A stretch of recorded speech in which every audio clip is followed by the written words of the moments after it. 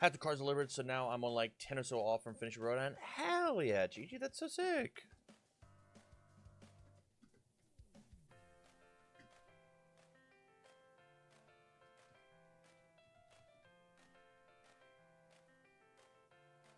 What up, Jace? Hello! Oh, dude, big yawn. My apologies.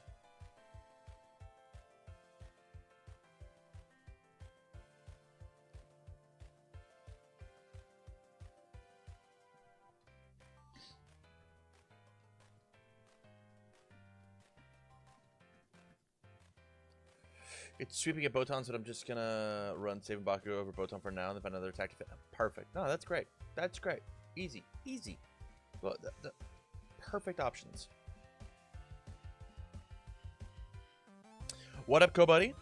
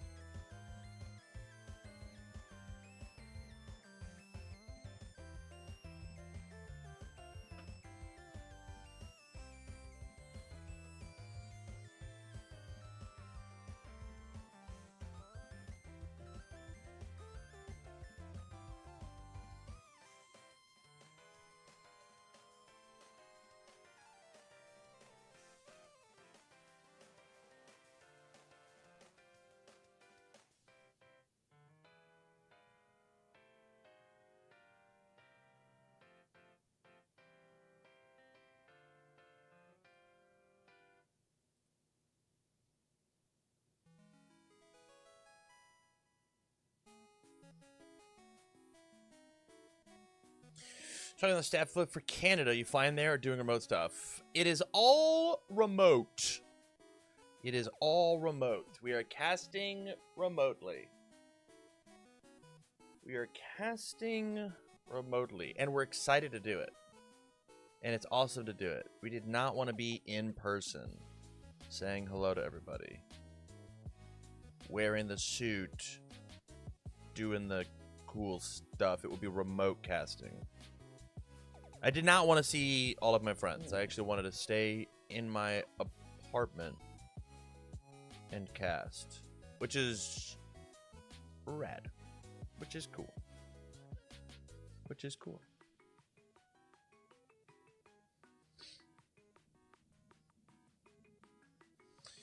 You sound sarcastic, but staying inside sounds based. Yeah, I was being sarcastic. I am bummed that I'm not there. I am bummed. I'll be forthright. I am bummed.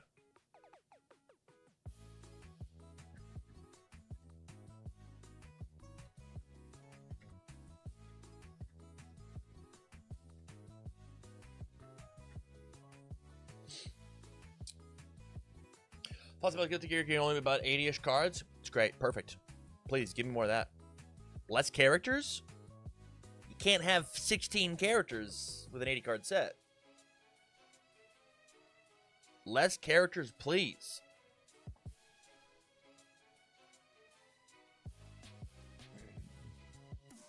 Don't tempt him? Oh, I'd be so bummed, dude.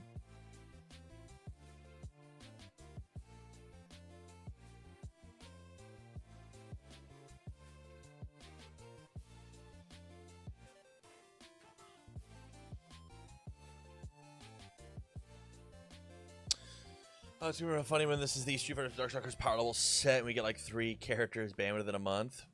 It did not take a month. It was a little bit longer than that, but I'm interested in how many URs are how many URs than total set size. I think that's fair.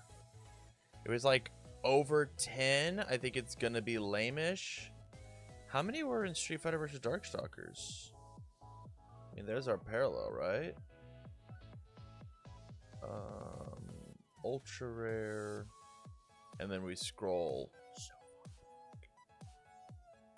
Street Fighter versus Darkstalkers had 15 ultra rares inside of their 85 card set. No, because Street Fighter Everstar is 12 card packs. Yes? Yes. Yes, yes, yes.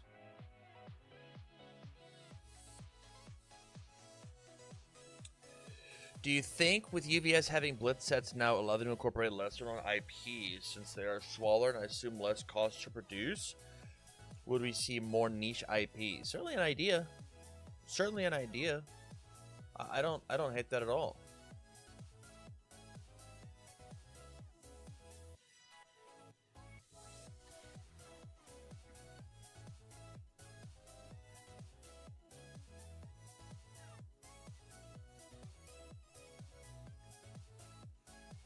Have to pull up a thing. Get out of my thing.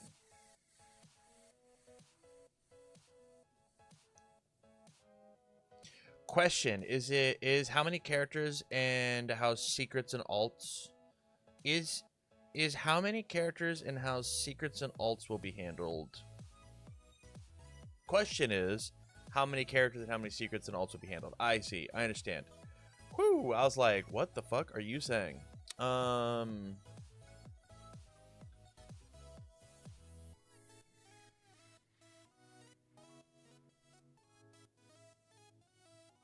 Here's this. I bring this here.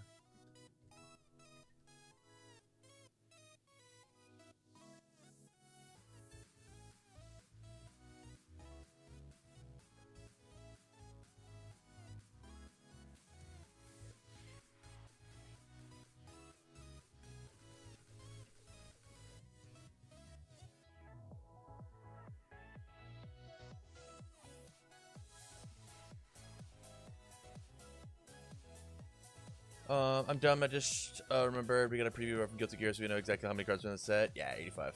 85 is the number. I think in my mind's eye, I want like 10 to 11 URs, 3 SRs. Well, I don't think SRs actually count towards the set number. That's why they don't have to say there's 85 cards. I think it's 85. It's 80 plus. Because like, yes, they do. Oh, they do. They do. Yes, they do. Wasn't there a set where they didn't? Am I crazy? Hello? I should jump in this call. Nope. Yep.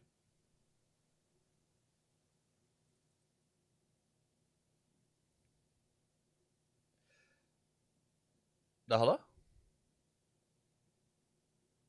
Hold on.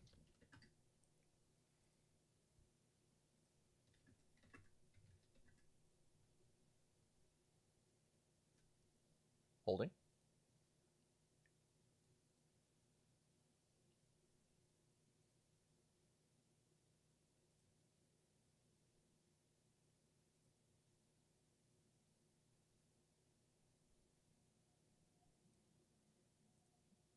Hello. Hello. I'm ready. You sound so crispy. I know. Thank you. God, I plugged it in and everything, and I went, what did I do wrong? Because like I set it up and moved it out of the way so that it wasn't in my space, and I'll forget that I turned the volume down on the actual like mixer. So. Yeah. Well, it's like you sound so good. I think I had to turn you down to like 50. Like you sound so. No, that's fine. No, Yeah. no. I learned that it's a lot easier for me to make it louder on this, and then for people to readjust. Yeah. So 100%. yeah, because even when I hopped in Discord, whatever they have for me normally, like with my headset microphone, they were like, I had to turn you down like maybe 10, and I was like, okay, perfect. So it works out. And this is without the pop filter. I don't think I really care about the pop filter, so we're just gonna do without it. Oh, you have one on. That's what the little condom is. But I also have. Oh, you got that thing. One of nah, these I don't think I need both. I don't think I need both. Yeah. So we're trying this out. Yeah, we're gonna give it a shot. I think he sounds dope. I think he sounds so good. Thank you. I haven't made a video yet, but I've never messed with like a sound like the little mixer board. I'm showing it to you. Yeah. I've never messed with one of these before, so like it took me like a solid like 30 minutes. I believe it. making sure there was no reverb, making there was no echo, and even then, I don't know if it's right. And Tam comes with a little soundboard. Yeah. Yeah. There's a soundboard built in. I'm not gonna press any of the buttons for the sake of your stream, but it's funny.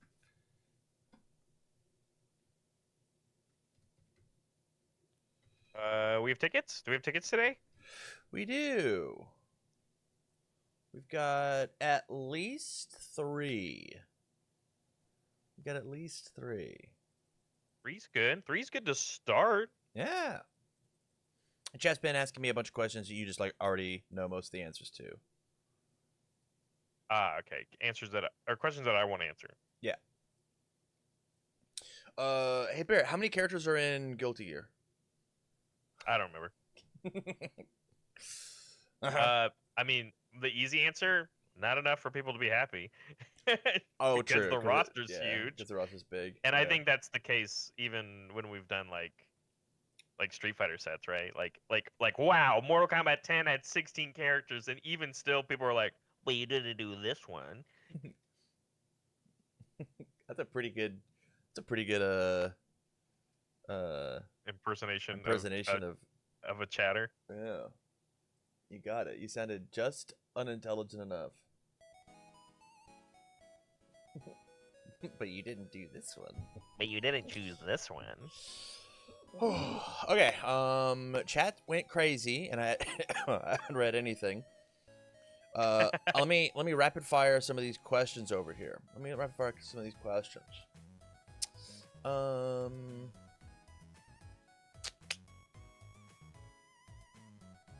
Yeah, the only question is should Deku be banned or errated? I don't know, man. Ask if you want something to happen to a card in Universus, you gotta call your local governor. I don't know what else to do. That's the only way that I think that you should interact with it, truthfully. I mean, I can answer this question unbiasedly. I don't know about you, but I think a lot of people got into our game with My Hero. I think it would be a bad idea if the character was just banned, right? Like, next year, he's the only playable Midoriya. Right? So, like, after sets 4, 5, and 6 rotate, he's the only one left. Like, we have girl power, but, spoiler alert, it's a bunch of girl characters. I think banning him is a bad idea, right? Like, if for people that like he's the main character, right? And I think what isn't like the meme that like UVS Games doesn't make main characters playable or good, and this one it took 6 tries, but Midoriya is finally good. And even then, it took a bit. and even then, it took a bit, and now he's too good, right? So people don't want to deal with him. So, in my opinion, he probably should just be errata if you're going to do anything with him. Because I think banning the main character of a very premier IP is probably just a bad idea, right? And that's not even getting in the discussion of it. It's also a challenger deck. Yeah, it's I mean, I know what I want done to Midoriya, but it certainly changes a lot about him. A lot about the way he's currently played. Sure, I won't talk about any of that sort of stuff because like, yeah, we can sit here and brainstorm all day, but like, I have a very clear representation of like what I would do to a lot of cards, and I'm not going to say it out loud because if one day it actually happens, I don't want that to be the trail of breadcrumbs that people follow in the future whenever I say something because I'm just voicing my opinion. So I want twice per turn, so that his play pattern is you tap 4 foundations to give 6/6, and then you form with Midoriya to flip him back over, and then you can commit another one for extra 3. I think 5 foundations for +9/+6 is very good. It still lets you do silly things with Hang 10. It says that in order for you to do the Phantom Threat thing, you got to work a little bit harder, which there are pieces inside of his kit for you to make that work happen. You have Fajin to do the extra stuff plus powerful. And then, and correct me if I'm wrong, if you flip him, and then you pay your 3 foundations and unflip him, you get to do the once per the twice per turn again for the form. Yes, because it's no longer because he refreshes. Yeah, I think when you transform the characters, they like refresh their state of like, have you pressed this button this turn? Yeah, I think so. And so if you've just got 85 foundations, you could technically build him up and then release him, build him up and release him over and over again. But like, it's no longer I tap 8 foundations sideways, I play a 4 difficulty move, and I nuke every 20 health character out of orbit. Your question about the transforming, like, can you press the button again, I think is the exact reason why peak is a commit instead of a once per turn, because if you flip peak over and you flipped it back, you could do the once per turn again if it was a once per turn. But if it's a commit cost and everything else is just tenacious, you bypass that, right? So yeah, love it. Yeah. That's I think that's a cool idea. Sorry, let me what I want to do. Let me elaborate. I think that's a cool idea. That's not what I would do, but I think it's a cool idea. it also says that, like, because like the reason people think Midoriya is lame is not because of the foundation stuff that he plays. It's because he plays this game with you, and then he turns all his cards sideways and plays one thing, and he shoots you to death. He kills you with a 45-45. This just stops that gameplay and makes you play more than one form to get the job done. This is the only thing I will say about it, because I'm hoping nobody comes in with a question about it today, because this is the only time I'm going to talk about it. First of all, he's only won one event. Second of all, I think there is a very clear line of reasoning that someone should make a decision on how they wish that character to be played. I think the problem, not a problem, I think the thing about the character right now is his current play pattern that you're describing is what some would believe to be unfun and not as interactive as it could be. I think the question becomes, is that gameplay okay? If so, where's the dial have to turn to make that gameplay okay? Or do you change the character and or the pieces he has access to forcibly change the way you're supposed to play the character? Does that make sense? Yeah. I think that's the best way I could describe that, of like when if a decision ever gets made, which I'm in a different wheelhouse that I'm not going to talk about, but I think he's fine. The decision has to be decided by somebody. Does that said person or that said group of people want to be the go-to gameplay of what this character is doing? I think part of what you could bring up a lot about Deku is that he just can, even if you touched one thing that he's doing, because he has 5 symbols, because he is a wall of text on both sides of the character that are all incredibly good lines of text. Mm-hmm. He kind of has to be like forced in a direction of what he's going to be doing. Yeah. Because if not, he will continue to do every strategy or any strategy and will probably be the best at doing of any and also totally. or multiple of those strategies. Totally. So I think that's more so of like the discussion of like the character's good now. I think that's the thing that we can all agree upon. The character is now good now. The strategy that he's doing is good, is powerful at a competitive level. Is it where it should be? Yeah. I think that's the real question. I think that's the only question. I agree fully. I agree. So yeah. Also, I think I have a real question, because this is my first time actually using this microphone, not in Discord. Mm-hmm. I need to know if this is better. If it's not, I need to fuck around with it, because at least for everybody at home that isn't aware, like, we are commentating after this, and I'm also commentating an event this weekend. If this is not better, I will go back to my headset. I just need to know, because I can't hear myself, and when I like record a video or whatever, to me, like, it's a little crisper, but I haven't posted a YouTube video yet, so I don't have any feedback from like viewers, so I don't know. Do you like Barrett's new mic? 1 for yes, 2 for no. Only available voting on Twitch. Cannot vote on YouTube. Change to headset and let us compare. I think that's a big one. I can do that. Okay, so I've been talking now using this, and I will also be commentating later, and I'll do the whole podcast on this microphone. I will currently, as of in this moment, change my microphone.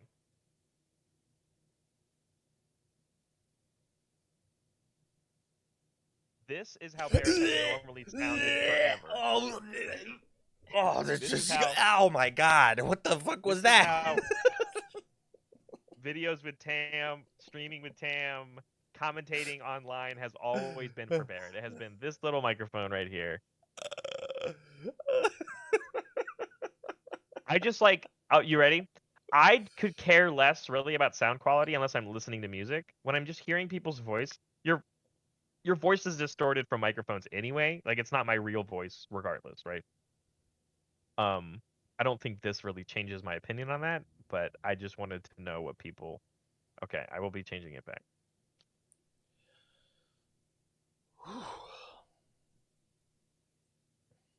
Now that we got that out of the way, uh, thank you for everybody. Holy, Sorry, I was. You're my guinea pigs.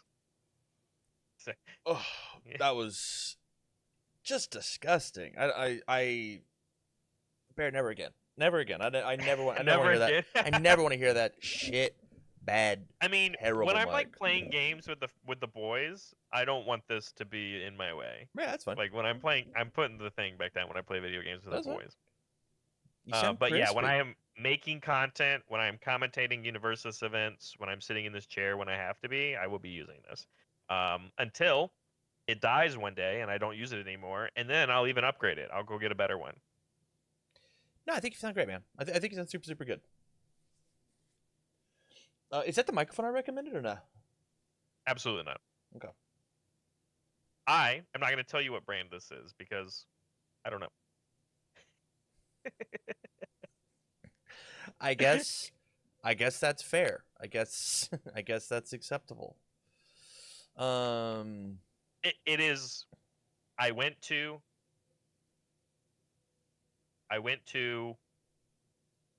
Dietz Music. There it is. Yep. I went to Dietz, like it's a music store. Yep. And I said, "Hey man, I'm a vocalist. I want a cheap but not the cheapest karaoke mic you can get. I would like it to be a condenser microphone." And that's what I told them. I said I specifically wanted it to be a condenser microphone, and they were like, "Okay, we got this for you." I spent $30 on this. Sounds great. Sounds good. And for $30, it's doing what it's supposed to do. Is it a Yeti? Absolutely not.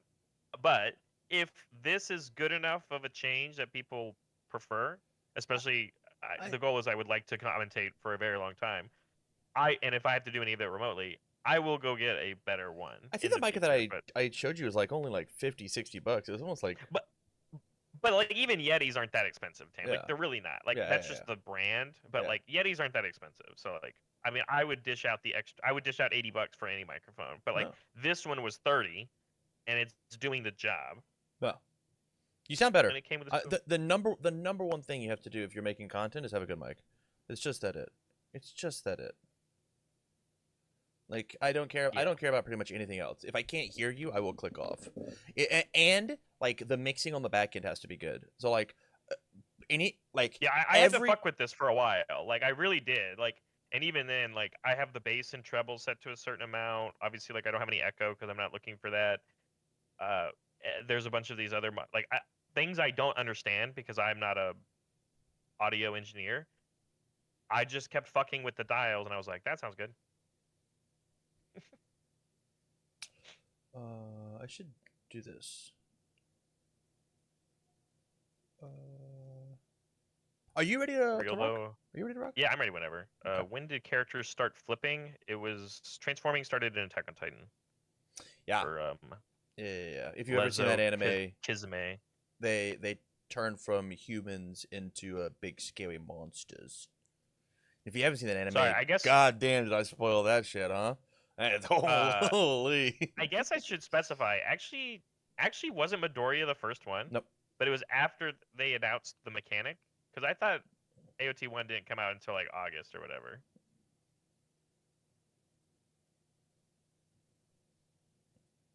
When I click this, I click character, I scroll. I click this. I scroll. As I get done with this, yeah, it goes between AOT 1 and 2, yeah. Oh, he was? Okay. Yeah. I wasn't sure. UVS Ultra is my timeline. That makes sense. That is the correct timeline, I think. Aside from when you have to scroll back to find the champ cards. Yeah, then they're fucked. I've clicked the button. Yo, what up? How's it going, everybody? Welcome back to the Tam and Barrett Universus Super Show. I took a week off to try something new, and it'll never happen again on this channel.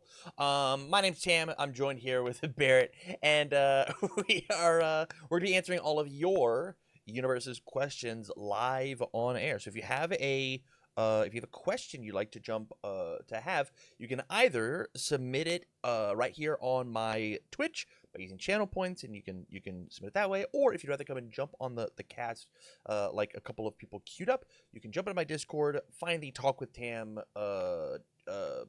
category, ask Tam a question, open up a ticket, and then ask us a question. We'll get you on the show, just like my good buddy Zach has. We're instantly jumping in. There's no warm-up question. This is the warm-up question. So, with that, hello, Zachary.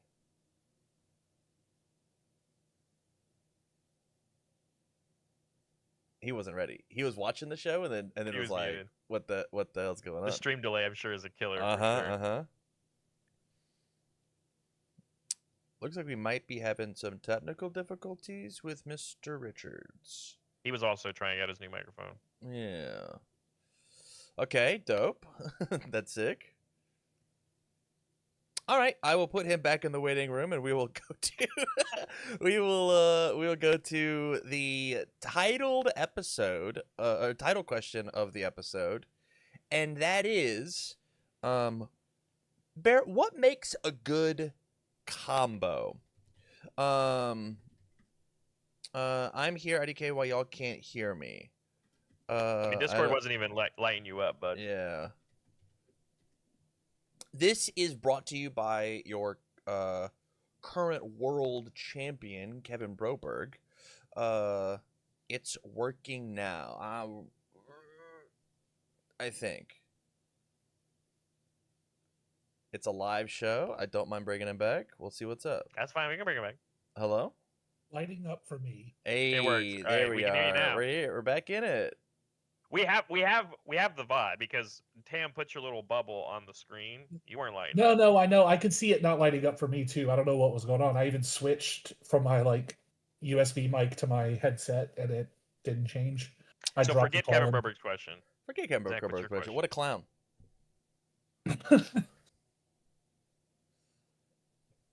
Hit us with it. Am I asking the question, or did Tam already ask it? You asked me a question. Yeah, that's the show. Oh, I gotta ask it. Okay, okay. So, Tam, you've made the argument before that backups are cleaner or healthier than assets because you can attack them. There's 20 answers to them in your deck, quote unquote. Mm-hmm. Given that most of the backups that Warrant actually dealing with can't be attacked, or it's incredibly unprofitable, it's like Zeke just blows them up and you don't get to do anything with your attack. Attacks are also very limited. They're transient. Do you still think this is true? Does that hold up to scrutiny now that backups have been around for a year? And we've got Elusive, we've got Hanji saying you can't attack the best one in her deck. You've got Zeke sacrificing them. I love this. I love this as hey Tam, put your money where your mouth is. And my answer is yeah, I think so. I think that the core concept of backups is a better solution to assets than assets. They are non-foundation. They're so strong you're not allowed to commit them to pass checks as a resource. I still want to get rid of assets. If I rub the lamp, the monkey paw curls, assets are gonna be fine. The only reason that you believe this and the community believes this is because they printed all of these cool interactable pieces and then made a bunch of shit that says they're not interactable anymore. Well, kind of, right? So, not to Magic the Gathering it up too much, but Planeswalkers and backups have a lot in common. Sure. You look at in the way they play. Design, right? Yeah. Creatures in Magic are not transient in the way that attacks in Universus are. Sure. If I have a creature, it's there. It can attack your Planeswalker 4 turns in a row and deal 1 to it until it dies. Totally. I can't play the same attack without some shenaniganry. I can't play the same attack at your backup 5 times to make sure it dies. Yeah. My question for you is, how many creatures are normally inside of your? I'll force you to say the number. 60 card minimum deck. Depends on the deck. Fair. I think Like from an aggro deck, probably Yeah. 40-ish. 40-ish, and then what are the numbers that we're comparing? How many 1/1s are you slinging in your aggro Probably deck? none. Your creatures are probably like 2 to 5 power, Okay. and your planeswalkers probably have 4 to 8 loyalty, depending on like what they're doing. I haven't played a lot of Magic recently, so Okay, that's fair. I think I can go chime ahead. in. I've been watching a lot of Standard Magic, like actually. My friends are all playing Arena on Discord right now. I've been watching the events that they've been putting on and like looking at the stats and stuff like that. And you ready? There is a deck in Standard right now that does play a very highly competitive Planeswalker, which is the Kaito. Okay, it's the Dimir decks that are playing with Kaito, and yeah, and the reality is that one, I think the numbers that we're slinging around are just kind of wrong. Most decks in Magic, like if you do a 60 card deck, the way that people are like tailoring how many of those are lands in your card, how many of them are creatures, how many of them are instant sorceries, etc., enchantments, whatever, the artificial stuff, the things you can't swing with. And I think that number is a little wrong on 40, like by a lot. And then on top of that, Tam, it is very hard to have this comparison right off the bat because you're allowed to block for your planeswalkers. So like for every creature you have in your deck to swing at my planeswalker, it's a decision you might not make anyway because I can put a blocker in front of it. So like I do think this is an apples to oranges question right off the bat when comparing to planeswalkers. I was going to bring it up, I promise. Of like, yeah. I think that our numbers are higher with our fleeting attacks, as well as you're not allowed to interact with if I'm trying to target the backup, which is like the point of the backup. Is if I decide to, instead of go face, I decide to target the pink card, I should be, as the aggressor, I should be allowed to do it. That's a choice I make. The only real backups that are seeing play are the backups that are the two main characters that say you're not allowed to interact with doing that. You don't get full choice, or these new elusive backups, which they fully block the first attack you play because you're not allowed to target them, and so it does take that agency away. And those are the only backups that people are really playing. And that's the thing too, and like I like to bring this up because I think people forget about it. But like, Smiling Titan attacks is very closely adjacent to the elusive keyword, right? Hey, your first move has to come into this one, whereas this one is dissuading you to attack it because you have to play the second move to do it, right? So it is kind of like the sideways. And guess what? Smiling Titan attacks in the certain decks that played it and could play it well was fringe competitive, if not actually competitive, when Smiling Titan was really everywhere. Now elusive backups are also in that same category where like they are more susceptible to real backup hate. And oh, by the way, the only real characters that are playing backups right now competitively are the ones that are doing broken things with them. And I'm using the term broken loosely. Like the characters that peak into high echelon competitive play are, spoiler alerts, the characters that bend the rules. And always have been. Yeah. So the two, because let's be real, the two decks that are, or two characters that are playing with backups right now are bending the rules with them. And even still, they're not unbeatable. And even still, we then have to go through the other conversation of, yes, you're right. There are a cleaner way to deal with backups in general of attacking with them. And these two characters that bend the rules and say, you can't / you shouldn't, they still struggle against actual backup hate. They still struggle against Violent Animus Shot, and they still struggle against things like Devastating Loss. And those are just two of them, but like there are more of them. And you, by the way, asterisks, still have the avenue in the game that you're allowed to attack the ones that you are allowed to attack. An says I am allowed to attack your Grishas that are form speed. So I'm allowed to swing at those ones. Here's allowed the to, right? but yeah, go ahead. You're allowed to do it, but so on the grind, Crash Course, whatever, Friday night, I ran Ryu into Justin. In game 2, I did nothing but attack backups. I killed 1. So this is a product of this is victim blaming, and it's just stating fact please keep it as such. Your deck didn't output enough damage to deal with the damage reduction that his deck had. That's just Oh yeah, sure. My deck could not output 100 damage on one move for sure. correct. No, I totally agree. I agree with you. I agree. Hey, handshake. I agree. Your deck did not do that. His deck was able to damage reduce and protect his backups without blocking them. Yeah, and so there's the think- disconnect of like, oh, the life fire package is very good at protecting their backups, circumventing this blocking mechanic. Well, so I think my point is ultimately like, yes, the decks that are doing good are the ones breaking the rules, but the other decks that splash backups, Mhm. so to speak, the pony deck that was playing Kiyomi, your Donnies and your Bishops building in Mechazoids, and they're like are other backups that kind of float around in other decks that are a good part of their strategy, right? Like Kiyomi is not inconsequential to what those pony decks wanted to do. A lot of the time they weren't worth attacking even then because your attacks are so important to actually ending the game. Progressing your game plan is so much more important than the minor disruption you hit by actually attacking the backup. I think the disconnect here. The disconnect here is you still have the choice, man. Like you still get to make the choice of like, oh, it's inconsequential, but you get to do it, right?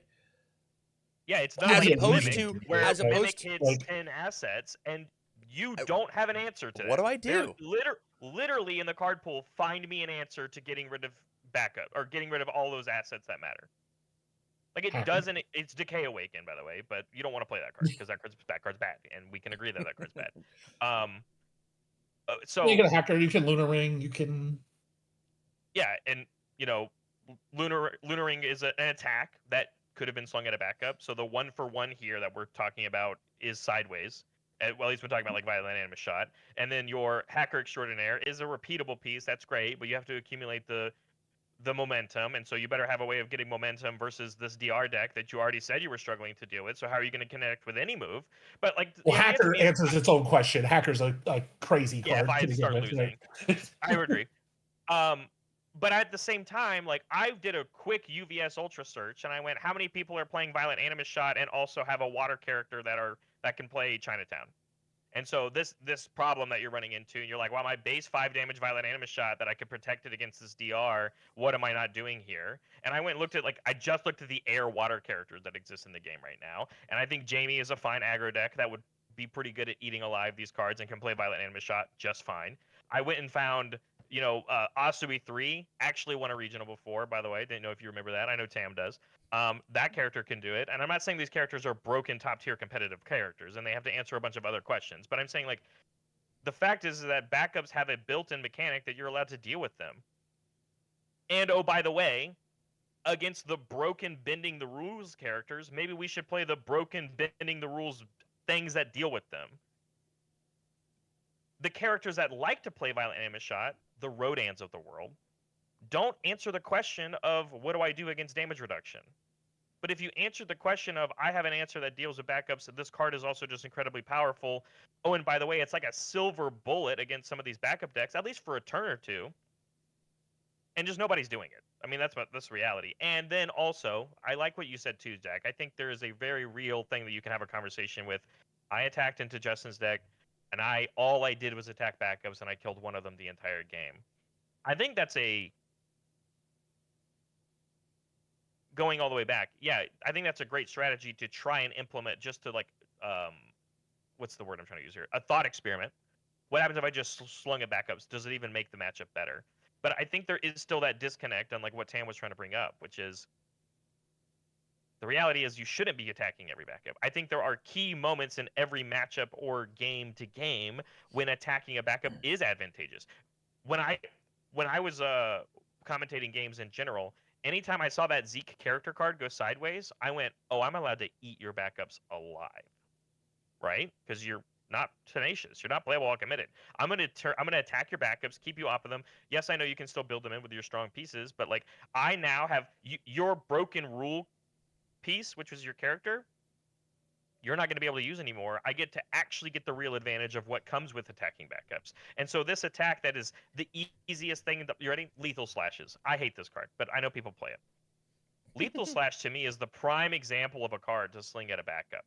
It wants to be played second, so it's really good against elusive ones, and it's just this dinky little 4-base damage move that doesn't actually help you really win the game. It's just there to clear your card pool out and draw you a card and keep you going, except for the decks that are like putting a ton of stats on it. That's great, but the ponies of before you have Genghis Frog on the board, if I play a Lethal Slash in my card pool, that's like a prime target to send at a backup that I want to deal with just for incremental advantage in their game, because our whole entire game is about incremental advantage. And I just think the reality is people are playing against backup strategies incorrectly, as well as maybe not respecting it enough and playing pieces that they should in their deck that is maybe more susceptible to those strategies.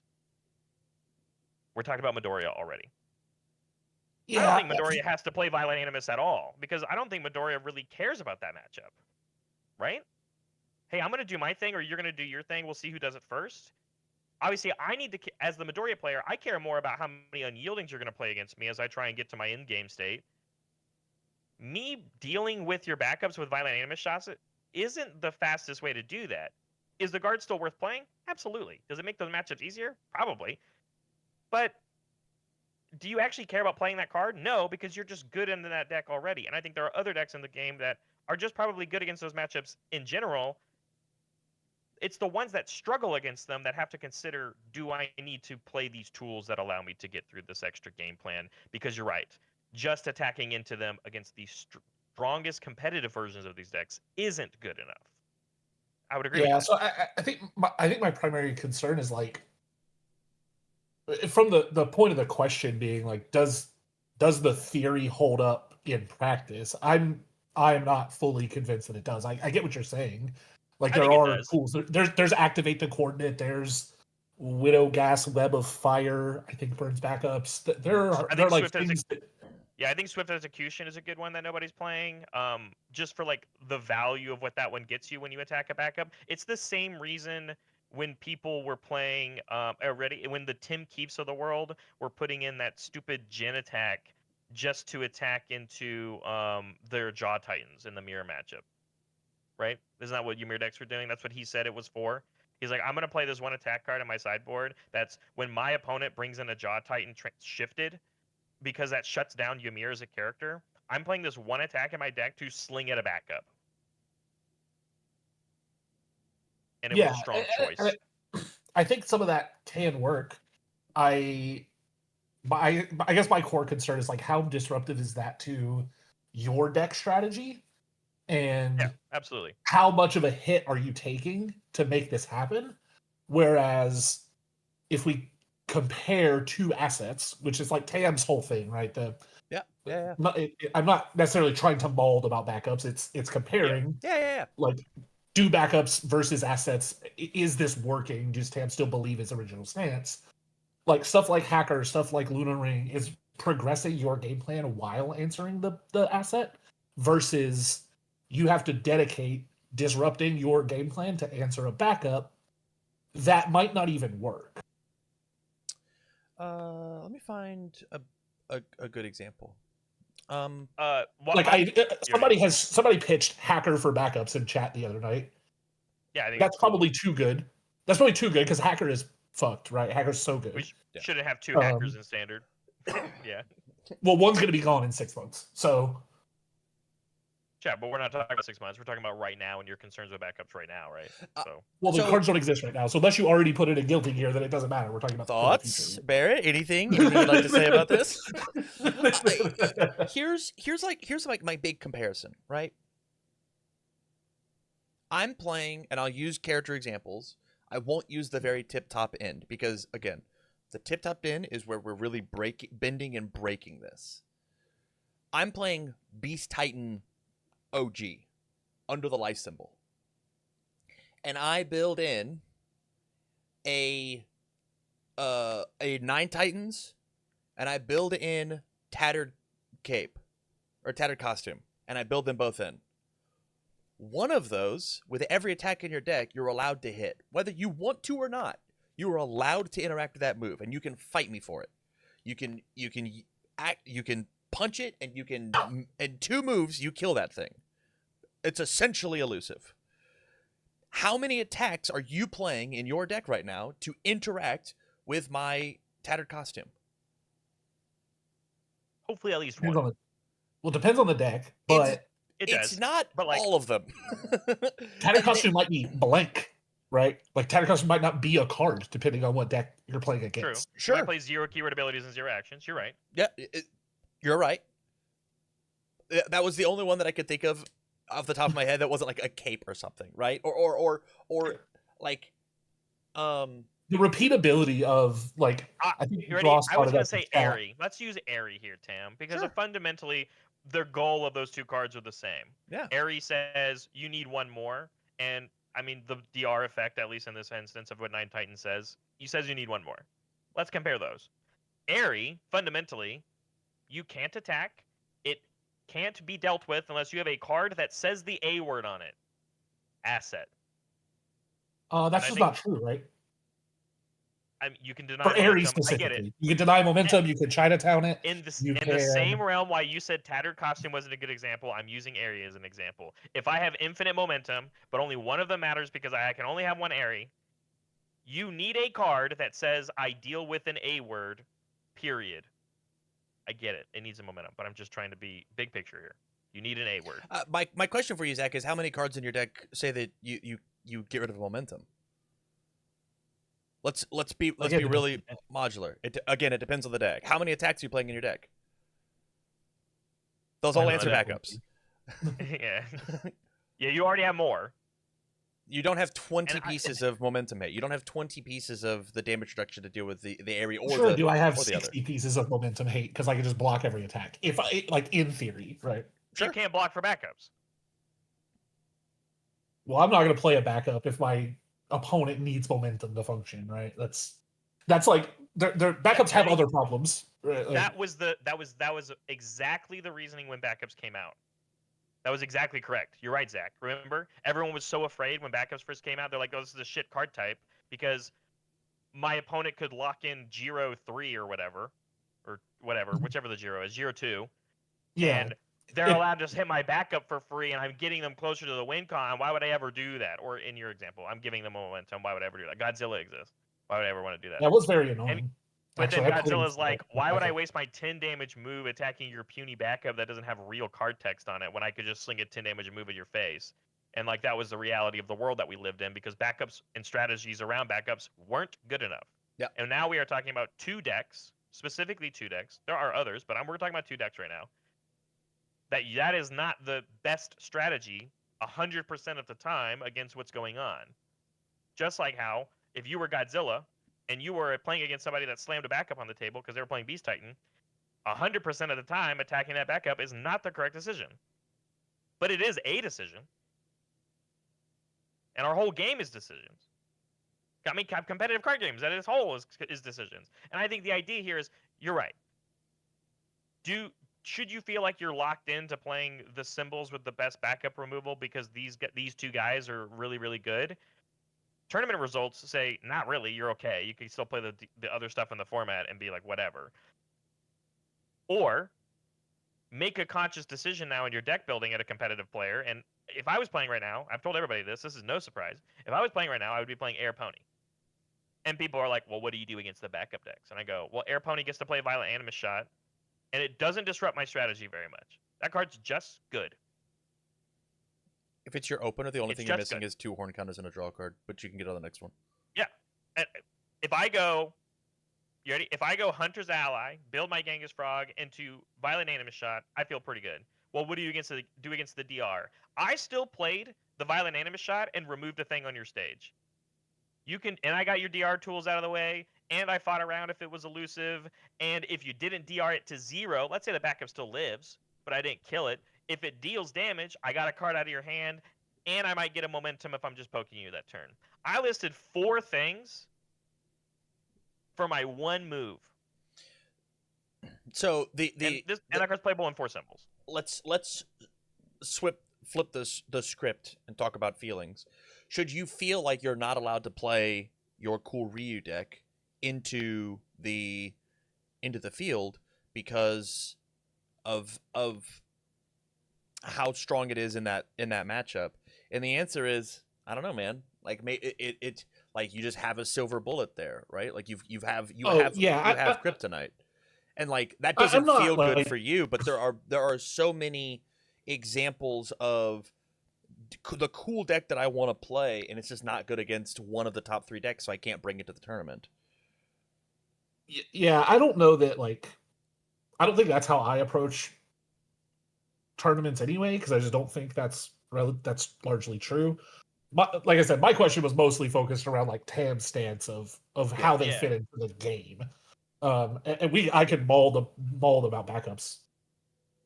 Yeah, On and I next think at week's my show. core, Like, yeah, I think at my Like- core, I do agree with what Tam is saying. Like, I think yeah, that's at fair. their core, I think the backup decks and the backup strategies are not better than, I don't know, the other strategies of more cemented card types and things that Universus has been about for 15 years. Because the reality is, and I've said this before, backups are a baby, a little child when in regards of how long they have existed and the concept of them has existed in the game of Universus. People are adapting to them still. People are figuring out where the best place for them to exist in. And within this short amount of time, they have been given a dramatic glow up when it comes to playability. And so people are, I'm going to use this word, I don't know if it's a good word, are kind of feeling forced to figure out what the answers to those things are, or joining the crew of playing with them. Right? I think those are the 2 lines that you can approach it, at least at a competitive level. And I think for the people that are struggling to figure out the correct answers in their deck building and or adaptations or strategies against those decks is a big learning curve for some people, and for other people it's whatever. Because I will go all the way back to top 4 of the Louisville Regional, which was 2 backup decks against each other on stream. You have the winner, Calvin Harrigal, playing against Zeke Yeager, the first one from AOT2, which again, by surprise by many people, that deck was good enough to do how well it did, and full disclosure, was playing a bad character. And what most people would say, that character was bad. Because that guy isn't doing the Hanzoi thing of cheating one in, or isn't able to sack them off at enhanced speed. And that deck still had the same amount of success because I think it took advantage of players that didn't know how to play against the strategy. But all of a sudden, in game 3, not game 1, not game 2, in game 3, when Wub changed his gameplay pattern and his strategy to attack the backups when he was in a prime opportunity to do so, because that's what the game presented himself to. He played against the Zeke deck and allowed that game to go to a 6-turn, 7-turn game state, which was exactly where Wub wanted to be. That was not what happened in game 1 and 2. And the way that he changed his strategy and the way that he played around backups, because he respected them and understood what the strategy of the game was, he won that match wholeheartedly because of what he did in that moment and what the game presented himself in that match. That is a top-tier competitive player making a top-tier competitive decision that he probably didn't have to make the entire tournament. But in that one game where it mattered, he figured out what the correct play was, and that's why he won the whole tournament. I mean, he's okay. I will 100% stand by that. I would stand by that reasoning, because what if he lost that match because he didn't make that adaptation? There's a whole time spiral to go down. I understand. But if he Great didn't change question that from Raw strategy, Toss. Great question. Sure, but people aren't complaining about Zeke 1. Yeah, that's my point, dude. yeah, You're because just allowed to attack his guys.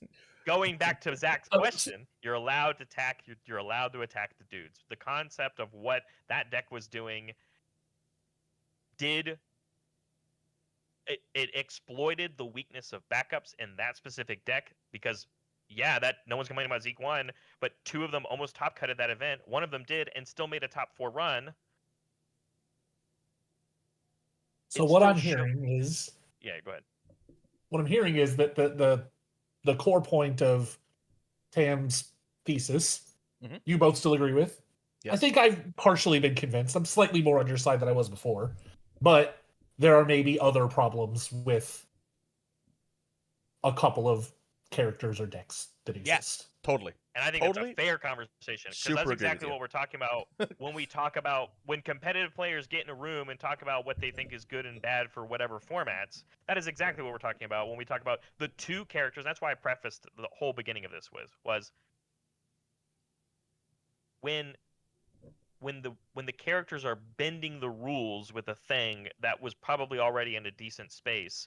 That's when we get into the competitive conversation about it, but that's not what your question was about. Your question was, are they healthy because you can attack them? Are they a cleaner card type? Yada yada yada. Back to what Tam's thing was, Yeah. and that's why I 100% agree with him because I do think it is a healthier card type for what they are created to do. That doesn't mean you can make a character or a card or support that strategy that can get out of hand, because it happens every time we make asset characters that love Yeah. assets. You know it happens every time. And every Yep. single time the Cassandras of the world or the Mimics of the world or the what's the other guy? The weirdo. Evil Combat Dead. Ash. Yeah, Combat Ash. Don't even get to see the light of day because they were like, well, we're just gonna make this character work really well with this card type. But because that card type has a fundamental flaw in it, it is a problem.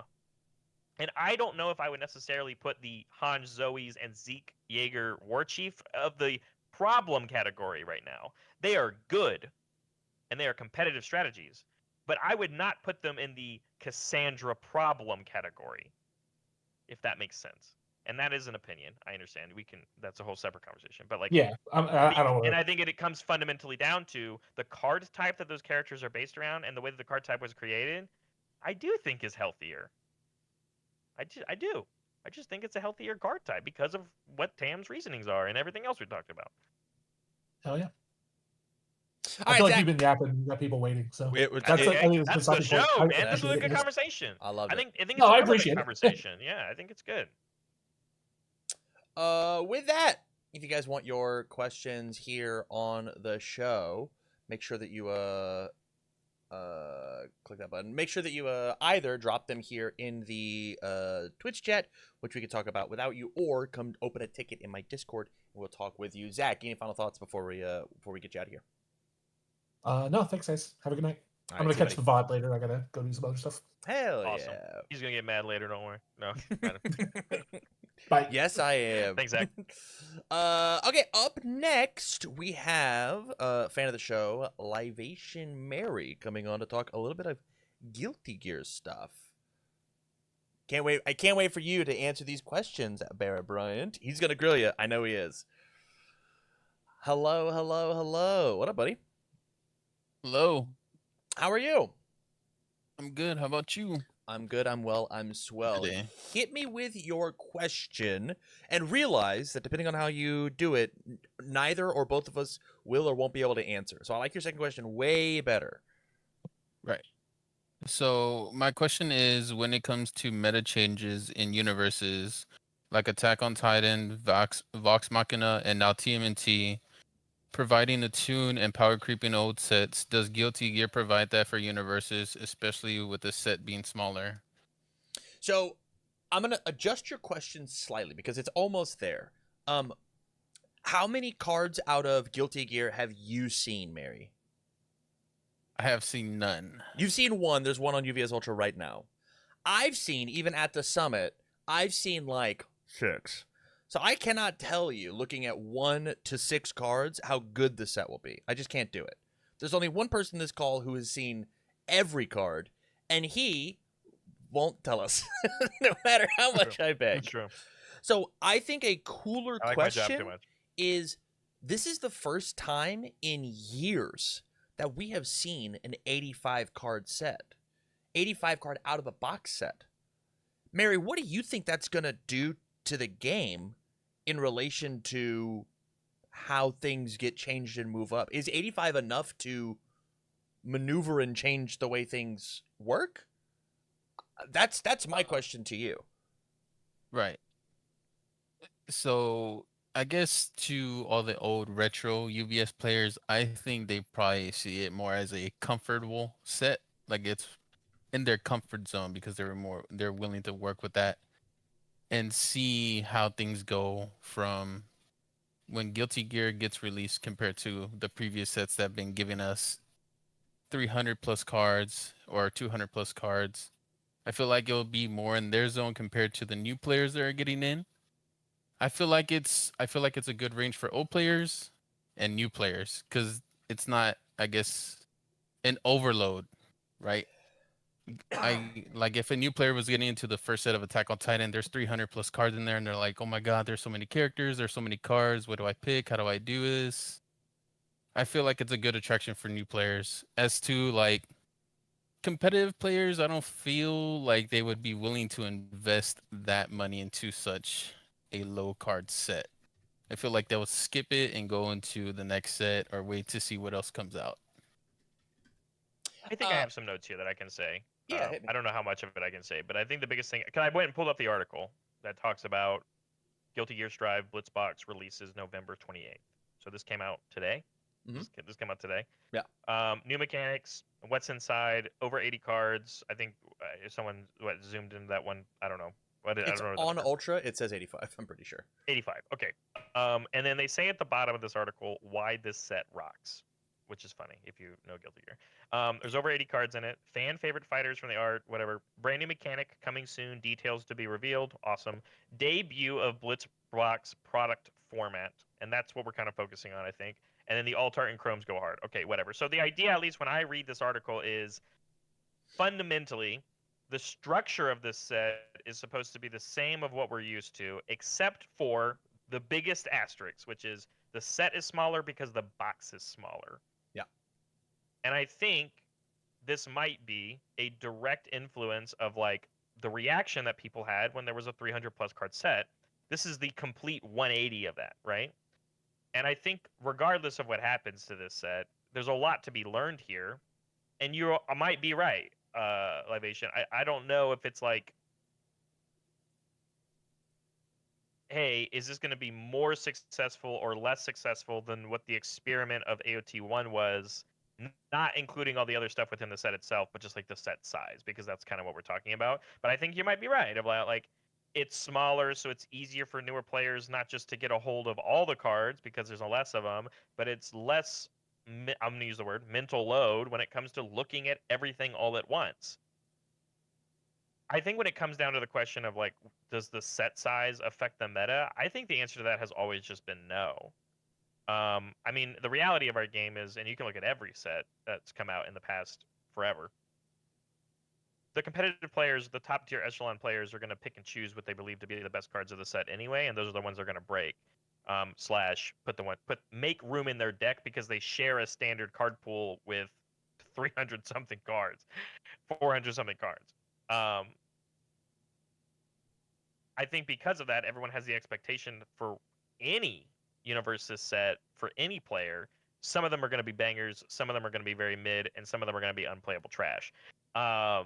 And that is me being honest, right? And I think the reality is that just because the set is smaller doesn't determine, I guess, what that set number, like that set number of cards looks like that will be impactful on the meta. I think it's just dependent on what the card text is, on which cards and which ones they were. I know that when I say we as the commentator crew, revealed that foundation that is on Ultra for anyone that can go look at it, Heaven or Hell, or whatever it's called. There's a lot of shock value to be had, right? It says you get an extra cookie if you get 2 momentum or something. It has a modal effect where you get to choose one or the either, which like the inverse of this exists, right? Like diplomacy, where your opponent gets to pick a thing for you. But like, I don't think there's ever been modal effects in Universes of like you get to pick one or the other, and then if you jump through a hoop, you get both cookies. It's on an ultra rare foundation, which historically people don't like, and it's on a 3-diff, which like makes certain amount of cuts. So like looking at one card, is this card going to see play? When you dig into the text and you go, Tam, would you play sack a foundation, tutor an attack from your discard pile that's already in your hand? Yeah. That's pretty good. And then the For other sure. side of that coin is mill 5, get a giant Yahtzee effect, right? Depending on what you hit, you get a bunch of stats or whatever. This has the death symbol, right? You said? No, it has like fire and order or something. Fire and Order. Okay. Yeah. Yeah. I So totally fire would. for mill, right? So I don't know. The question is, man, I don't know. I mean, I do know, but I'm not. I can't really talk about it. I think it being smaller has one big downside, which is if you really like Guilty Gear, you might be a little upset that it's smaller, because Yeah. I think, and I'm not a Guilty Gear player. The amount of characters in the roster and the moves that each character has and the way and how long it's existed for is very vast. And when you hear that there's 80 something cards in the set, you start to maybe worry that your favorite character isn't going to be there, right? Right. So I had the we've already had this in Universe's history before, and it's just Street Fighter versus Darkstalkers.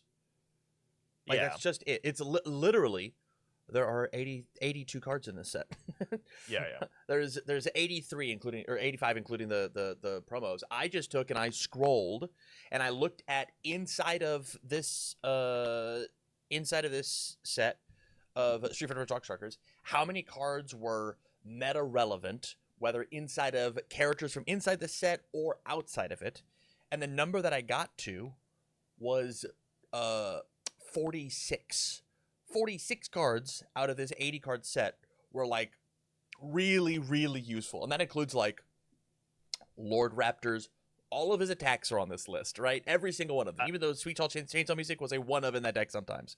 It was I think relevant. the funniest It too, mattered, right? for everyone that doesn't know, that didn't play during that time, I think that has the highest percentage of character cards within a set be banned. Banned outright. They're just So- gone. I never known that. Yeah. So like it was not only a tiny set with a small amount of characters inside of them, the majority of them got banned because they were actually so powerful. They didn't get banned on release, by the way. They got banned later when more Way tools later. came out, but like the point was that there was like this running joke of like, yeah, man, if you're playing one of these Street Fighter versus Darkstalker characters, your deck is way better. And then if they ever got hit, you would still like have a magnifying glass on the rest of them. And you're like, that's a Street Fighter versus Darkstalker characters. It's probably pretty good. So here's the reason. Here's the reason. Somehow could we do with one of them? Good point, Sam. Here's the reason I like the smaller set. Is I think that the smaller set is gonna let the cards be more focused, and there is a chance. Here's me hoping and praying to the designers that there's less fluff. They don't have the space to put in the draft chaff cards. They're not allowed to exist. It will hopefully get us back to the spot of one of the principles of the game that I grew up with. I learned, which is every card matters. Every card has a place inside of Universus. Feels like a big reset, honestly. What do you mean? Like Reset a of like when AOT 1 came out, for example, like when AOT 1 came out, it came out with so many cards, and there was complaints, right? Obviously, Yeah. I feel like the company has taken its feedback, and like I feel like Guilty Gear is just a big reset button to take a step back and just reevaluate all the feedback they have gotten from the previous year and this year. Because Guilty Gear going into next year's pretty much, like, I think is a reset button, because like I said, it brings in new players for the mental load. Old players, because I feel like old players, like I have a lot of retro players in my community, Mhm. and they've always just talked about how crazy they think how many cards come in the set. So to me, it just feels like they're just taking that feedback and just hitting the reset button, and because the format rotates out within the coming year. I mean, I think it's tough to have that assumption of like when does the ship turn, strictly because like, you know, normally companies plan out things for like a full ass year, and like deciding to do the largest set ever in Universe's history, and then a year later do one of the smallest sets ever in Universe's history is like you have to imagine we're still inside the experiment, and we're gonna get more details about it later, right? Like, you're not allowed to do that back to back. I can't have a 300 card set follow up on an 85 card set, and us as a consumer have any like real confidence in the product. But like Right. I think that it is there is this world where the experiment for the largest set ever has happened and we've taken notes on it. And so maybe the unnamed giant the codenamed giant lizard set at the start of the next year, which could have learned from the AOT ones, right? And so when we look at what this small blitz set does, if it is successful, if it is liked, if it sells well, if it plays well competitively and casually, next year I don't think we're gonna see something as a direct reaction to this. It will be 2 years from now because they've already set up what they're trying to do. Can I have one final note, and then I think I'm probably done because you guys are having fun speculating. Yeah. Live Asian, I'll tell you this. 'Cause I've already said this out loud to people. Guilty Gear is my favorite product that's coming out this year, and I know everything that's in it. But it is my favorite product that's coming out this year, and I am so excited that it is the product that leads us into what most people would believe to be the most competitive event of Universus every single year, which is Worlds. I think that's so exciting. Yes, is it a 80 something card set? Absolutely, but I think the things that the design team has done with that product is incredible, and that's even with like a coworker of mine in chat who, made another product this year. I also like that product, and I ranted or I raved about how much I love AOT 3. I was telling Tam for a long. I was like, I love AOT 3. I think that set's so cool. But Guilty Gear is pretty fucking rad, and I don't know anything about the IP. I'm telling you as a Universus player, I think that set's pretty fucking rad. So, take that as you will. Obviously, that's without me telling you anything, but like, Of course. I think there's a bunch of wins here. There's going to be some losses. Obviously, it's a smaller set. If you're a Guilty Gear Die Hair fan, I get They'll it. more than likely be like, "What is this?" But well, no, I don't even. No, I don't think that's true. No. But I'm saying instead, it's more of like, I'm actually, if I'm a player, because of how small the size of the set is, I'm excited that going into Worlds, I don't have to dish out as much money to get all the cards that I need or want to have or play with. That's a Correct. win, in my opinion. I agree. Yeah, I just think it means like if you want to see 1 billion cards with Guilty Gear art on it, you're not going to get 1 billion cards. You're going to get 80 something cards, which is fine, right? But I think there are wins and losses regardless. I think it's a cool experiment. I think it's also kind of smart. Like, I think if you're going to make a small set, probably do it during the holiday season because, spoiler alert, most people don't have as much money during the holiday season because they're busy doing other things with their lives. Yeah. So for the tax on a card gamer's wallet, I think this is a really smart set. I just think it's really intelligent. But I could be wrong. People might hate it. I'm not gonna know until people vote with their wallet. I think the overall answer to this question is it does not matter how large or small the set is. What matters is the context of it. At least that's what my girl friend tells me. Right. Yeah, so I- because people like if you're invested in Guilty Gear, like just Guilty Gear, not even the game, right? You're gonna buy it regardless IP. of the IP. You're gonna invest in it as a player. You're gonna invest in it, right? Because you want to see what's in it. I do feel like it's gonna be good. It's just it's just like, what's the retrospect on it? I guess because Yeah, I have a lot absolutely. of I have a lot of people. Well, I don't really have a lot of people, but I do have a buddy who's like, "Oh man, I love Guilty Gear," and he's like, "But I heard the set's really small." He's like, "I'm kind of disappointed about that," but he's like, "I'm still gonna buy it." I was like, "Well, just check it out, man. Like, you never know." yeah, it's Yeah, I agree. I mean, you said it. You said at the beginning, and like I'll revoice it. You said it might be pretty good for new players. I think that's an awesome take. I didn't even really think about that. How like the smaller set size might be more inviting to a player that's never played. But you already. I mean, you're right. I mean, the reality of like Universus is we attract a lot of our newer players because of the IP grab. This IP grab being one of the first ones in recent history that is smaller for an IP fan to acquire all of the game pieces. That is pretty good for new players. There's a bunch of layers on top of that. You know, like are the mechanics that exist within the set new player friendly? I'm not going to know the answer to that until a new player actually puts their hands on it and gives feedback. But like, I think like there's a bunch of different questions when in reality, they're going to learn very quickly. How is Universus the card game at being new player friendly? Because that's a different question. But yeah, you said that off the bat, and I thought, wow, I didn't really think about it that way, but that is kind of appealing, right? I think it then raises some other questions, right? And these are hypothetical for you all. Obviously, I know a little bit more. I think someone might have a question on how is sealed for a smaller set function. How is that going to go?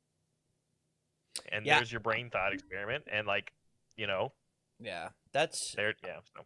that's the real question is what is it going to do to sealed? And the answer is nothing. We don't play sealed. You'll do it one time. You'll do it but one when you time bring for up your pre-release. new players, when you bring up new players, that might be their first introduction to it, right? Is Right. they go buy a sealed pre-release box, and they have to figure out how to play the game at that point. Yeah. So I think that's a different question. But you're right. I think it's a good question. The amount of people that are hyped up for Guilty Gear and what I've seen online is awesome. It's actually awesome. I love it, and I know that this is something, even as someone who's been playing Universus or UFS for a very long time, people have been asking for this IP for a long ass time, and I to this day still don't know anything really about it. I don't play it. I don't play fighting games, stuff like that. But the amount of people, if you're a Guilty Gear fan and they hear about this set, you learn real quick that they're a Guilty Gear fan because they have a lot to say and they voice how much they love it for sure. Yeah, of course. Have we officially answered your question, Mary? Yeah, I feel pretty good. Oh yeah, I love that. Final thoughts before I kick you out of here. No, I don't really got nothing. I just I'll take Barrett's word for it. I'll take your word for it since y'all both have seen everything. Whoa! I I've seen honestly 6 cards, and the six six cards that I cards. saw, 6 cards. are Barrett's seen everything. fucking Barrett's seen dope. everything. They're But very cool. Yeah, but I'm uh, also washed up, so take my word as a grain of salt. And because if you trust me, that might be the first and last time you ever trust a UVS game. Right. Be like, man, this set, I can't believe I wasted my money on it. No, no. Dog water. My final thoughts are actually I do have one final thought on the Yeah. previous gentleman that was on the show about backups. Yeah. I just feel I completely agree with Barrett. Like, when is it appropriate to attack the backups? Like, that is completely reasonable. Like, if your deck is protained to attack the backups for sure. But if your strategy is to like, I have to swing at a backup and then swing at my opponent, definitely just go with that. I would just say like you have to build your deck for one strategy is that you're gonna focus on backups because you never know, someone could show up with a backup deck, or you're just gonna swing at your opponent's face. Like, there's only just 2 options at this point, and I feel like the better option is to play at least the attack cards that say, hey, you can swing at a backup, swing at those backups, and everything else just swing at the opponent. I feel like backups are a great design. I don't feel like they're overpowered unless we get to that point. Those are my final thoughts. Love it. You're right. Love it. All right, get out of here, kid. With that, thank you so much for the question, man. If you want your question read here on the air live, you can either leave it in the Discord or leave it in the Twitch chat for me and Barrett to read and not be on the show, or come into the Discord and open up a ticket with the Ask Tam a Question. We've got 2 more questions to pop on. One of which I think is going to be a little quick. One of which might be a little bit longer. But then we're done for the night. But our quick question is going to be from our fellow caster from this upcoming weekend, joining Oh. me and you is the ace maneuver himself, Sam Tate. Sam, how are you, buddy? Hey, I'm doing pretty good. Why are you so quiet? First time caller. We love it when people say that. Hell yeah, Sam. What do you got for us, dude? Well, I just got back from, last set's preview season. I know I'm a little late, but the sky has been falling apparently, and I want to know is this terrible, broken, unscrupulous combo of swooping in plus Toru 2 actually going to top an event, or was everyone losing their minds over nothing?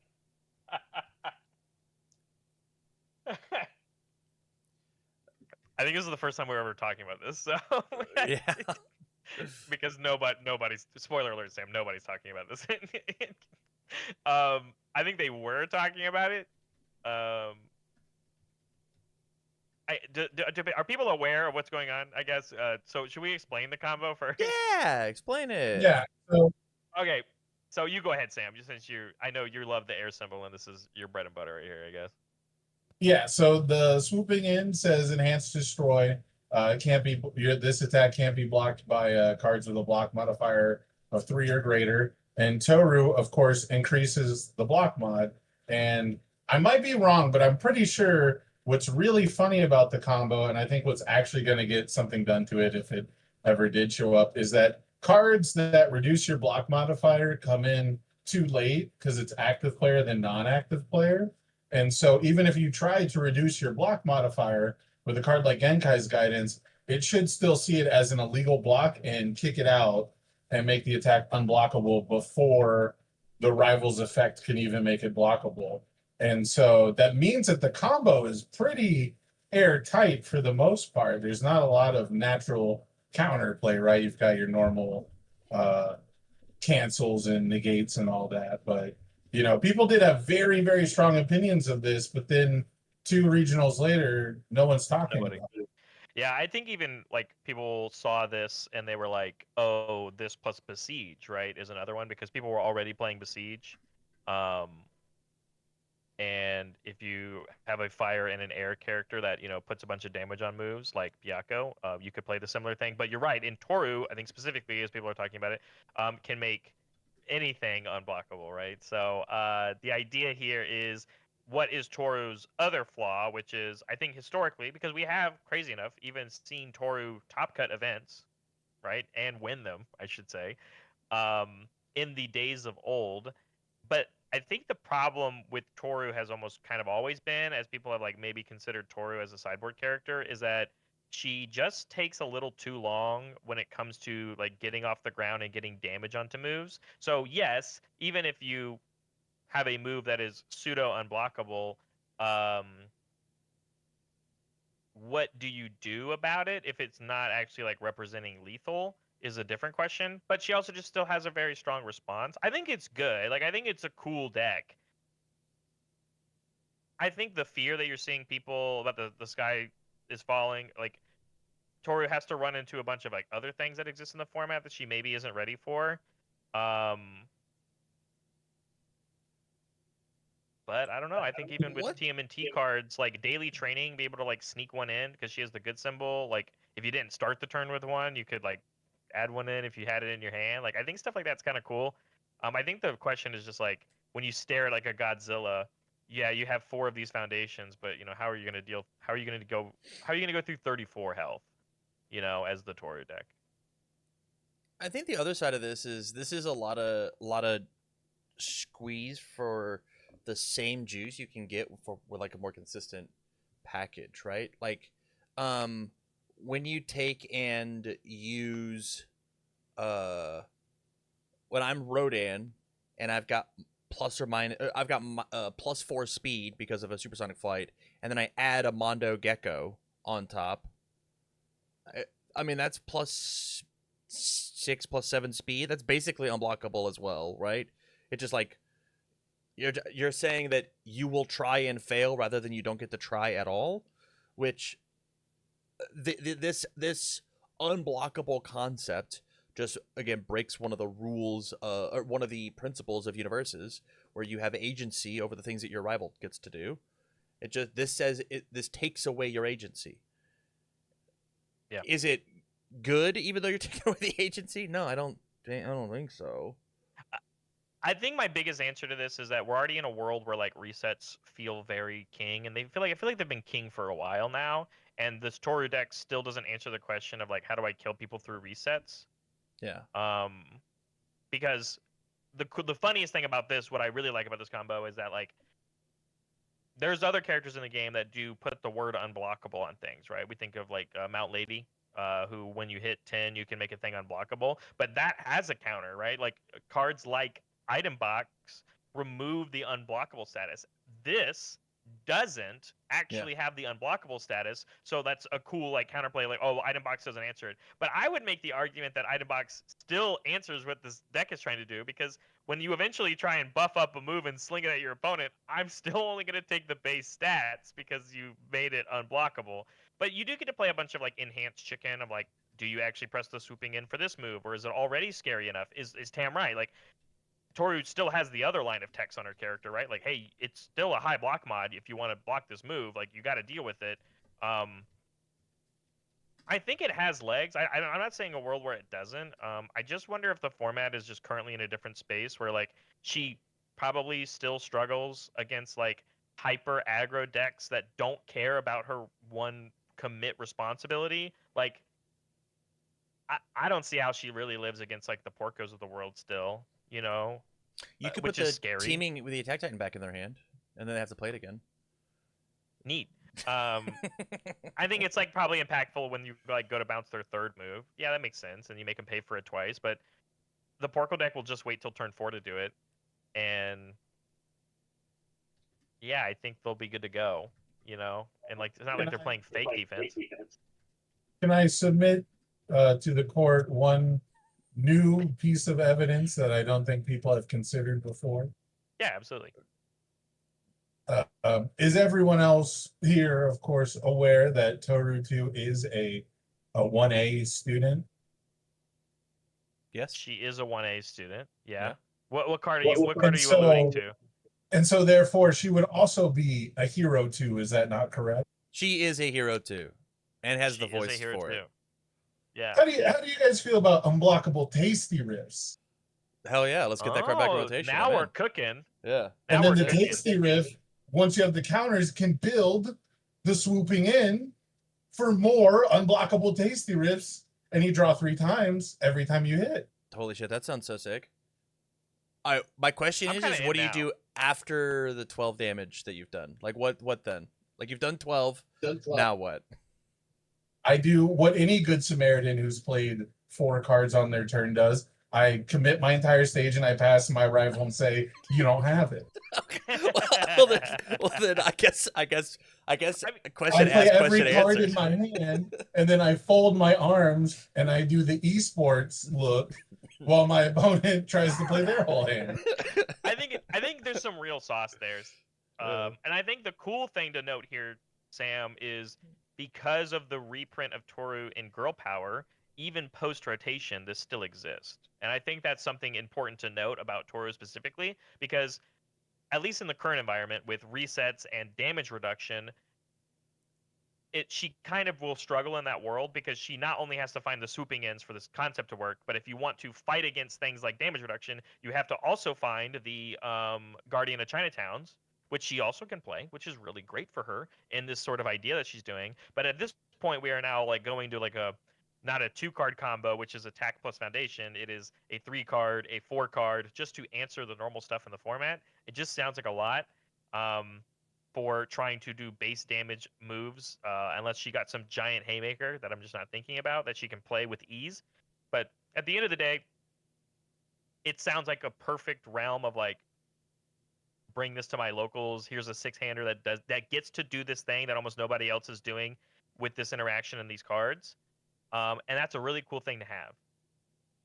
It's probably just not like the top tier thing you could be doing right now, and so I just don't think it's not the time yet, Sam. I do think that there Maybe is someday like in the future. there's probably future is fleeting. There is a slice that she's allowed to carve out here. Like there's some neat stuff that she's allowed to do. Again, She has a hilarious Deku matchup. Hulk and Deku won a True. regional, right? And so like if you're playing one of Yeah. these 3 symbols, you should probably think about putting Toru back in your sideboard.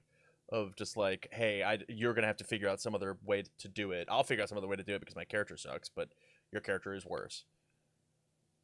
And so like when you look at like Barrett, you brought up Byakko at the very top of this of like make everything. You could tailor your main deck to not have a bunch of extra earth attuned, fire attuned cards and really hone in on the air symbol and sideboard into the Toru when Midoriya tries to just find 38 for free. That sounds really hard, but It does yeah, sound hard. Yeah, I don't. but it's a thing you can do. Yeah, and I think there's a world cool, where you could do that. I do like this idea. I think Toru's a really cool character. I think she's always piqued my interest. I think she's just like I've always felt like when I've looked at that character and I've tried that character or I've cited in that character, I've gone, she just feels a little too slow. And if she felt that way when she existed back during like set 4 MHA, set 5 MHA, set 6 MHA, I sure as hell don't think she keeps up right now. But she's cool. Great question, Sam. That was very fun.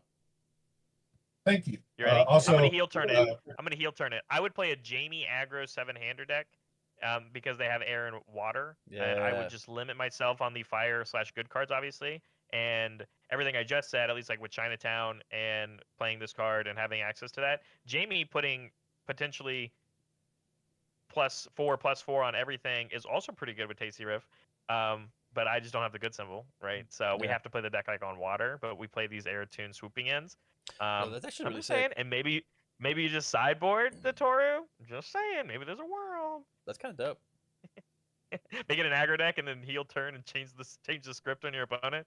That sounds kind of funny. I'm definitely a big fan of sideboard characters. Thank you guys for answering my question. And don't forget Webcam Warrior, September 20th. That's right. And also don't forget, you can see Sam Tate along with Tam and I this weekend as we commentate the Toronto Regional. That is this Saturday and Sunday. So you'll have the 3 of us once again. But thank you, Sam, for your question. It was a fun one. I do like it. I like the Toru stuff. I'm not gonna do the pitch again. If you guys want to get your questions in, open up a ticket over in the Discord, easy peasy. We've got one last one, and I think this is we talked about him. We bitched about him literally all in the first topic. I can't believe this guy's even allowed to play the game anymore. Your Louisville regional champion, Wub, coming in to ask their question. Wub, hello, how are you? What question you got for us? Hey, doing well. How are you guys? I'm Doing good. Good to all hear from you, right. bud. Just so bummed about backups, but well, that's a different topic for a different time. You had a question though. Yeah. So I noticed this. Actually, Ryan brought this up this week, and I was like, "Whoa, that is a big number." So, rotation sort of started for us, with set 1, and I jotted down the numbers here. I think so set 1 was 219 cards in total. The rotation after that was 341, and the one coming up this year is 585. The rotation for 2027 is 1,147 cards. And for context, Retro has around 6,100 cards in it in total. So that's about 1/6 of all the cards printed since Sabretooth. That is like an insane number to me. My question is, do we think this will cause some growing pains or problems? Do we think that there might be a reason to look at like alternate formats for people who are losing so many cards, especially as it's essentially doubling this year and then doubling again, right? I love this question, Webb. I think this is so sick. This is one of the best questions that we've gotten. Not quite as good as the why is my Toru to you mean dream not gonna top cut, but it's pretty good. And I think that like rotation is so weird because there are so many people who are in this camp of I bought these toys, I want to play with them forever, but it just like doesn't work that way. It It's just not can't how work that competitive way. card games works, Right. specifically, right? Unless you play Yu-Gi-Oh, which True. because there are some non-rotational games. But even now with like what One Piece and like has their rotation happening now. Obviously like Riftbound out the get-go said that they were going to have a rotation. You're right. I think this is a big change, and I think this is even a bigger deviation from when we started it, right? Because Tam and I came from UFS of old, which was one set in, one set out, which is already a weird way to play rotation. Yeah. Yeah. So we came from that, and that was also, again, as we've already talked about earlier today, some of those sets were only like 80 cards, and like they would rotate out other sets like MKX or something that would be something huge sometimes. And we just lived in this world where like because the release calendar was so sporadic, it sometimes felt like you got to play with King of Fighter cards for actually forever. Forever, because the release schedule was so sporadic. Now, since the evolution of the game and moving into UVS era, I would say there's a pretty fairly consistent release schedule, at least when it comes to product, except for the thing that you're talking about, which is the beginning of this new era and which sets came out which year. And now with the rotation being a year-based rotation, it is scaling up very rapidly. When set 1 rotated, we only rotated 1 set worth of stuff. When this past rotation happened, this past February or March or whatever, whenever Hex came out, we only lost 2 sets. Obviously, asterisks, DLCs, promos, I understand. And then now coming up with the new rotation that will happen post the first set of 2026, we'll be losing 3 sets. And I think some people have a very impactful thing to think about here is the 3 sets that are rotating. 2 of the 3 of them, I think, have pretty relevant cards in them because it's when the design team leveled up what the power level was at the time, right? Set 4, ha. But set 5 and 6 was a change in the game for most people. Yeah. And those cards are now leaving. Now, then you have to raise the question, how many of those cards are currently seeing play? How many of those cards are impactful for what's going on right now? I don't know. But then I think that leads into the next question you had, or the next part of it you said was, okay, but what about the first set of 2027? Over 1,000 cards are going to rotate because, spoiler alert, the amount of products that came out for Universus in 2024 was the highest I think it's ever been. And based off what you just said, Webb, it is. That is going to change a lot. Also, spoiler alert, a lot of the cards that people are talking about in chat right now that they have problems with also come out in that year. So I think it's going to be a big change. And the question of what is rotation going to do to the game, I think there's going to be the biggest shift on how players adapt to new formats that we've ever seen. Not just at the beginning of next year, but at the beginning of 2027. Like, it's going to be night and day of what people are doing and what they are focusing on, and et cetera, et cetera, et cetera. Comparatively to the past couple of years when we've had rotation. Because, like, I don't know about you, but after the rotation happened for this past Worlds, yeah, we lost set 2 and 3, but how many people were playing set 2 and set 3 cards? The big hubbub was like, oh, Chaos lost all their 0 diffs, and we're still seeing plenty of success for Chaos, right? Like, it didn't actually do anything to the grand scheme, right? Like, let's be real. And like the problematic card that people were already talking about, which was Twisting Azure Inferno, or whatever, Twisting Azure Nightmare, whatever the card was called. That card had already gotten hit prior to that point, so he got an early rotation. And then also remember, Recovery Girl also got errated going into that. And so they're like, well, the 2 biggest problem cards that were gonna rotate, now they've actually rotated, and we feel like nothing has actually shifted. So, what is it going to do to the game? I think it is going to be one of the biggest wild card shakeup sections of the game that it's ever seen, which could be bad, it could be good, depending on what the players do. And I think people are going to obviously gravitate what they believe to be is comfortable when that happens, like people normally do. So again, without having any concept, yes, we have to talk about how many cards are leaving Web, but you have to also relate that into the context of the cards you're also acquiring when that happens.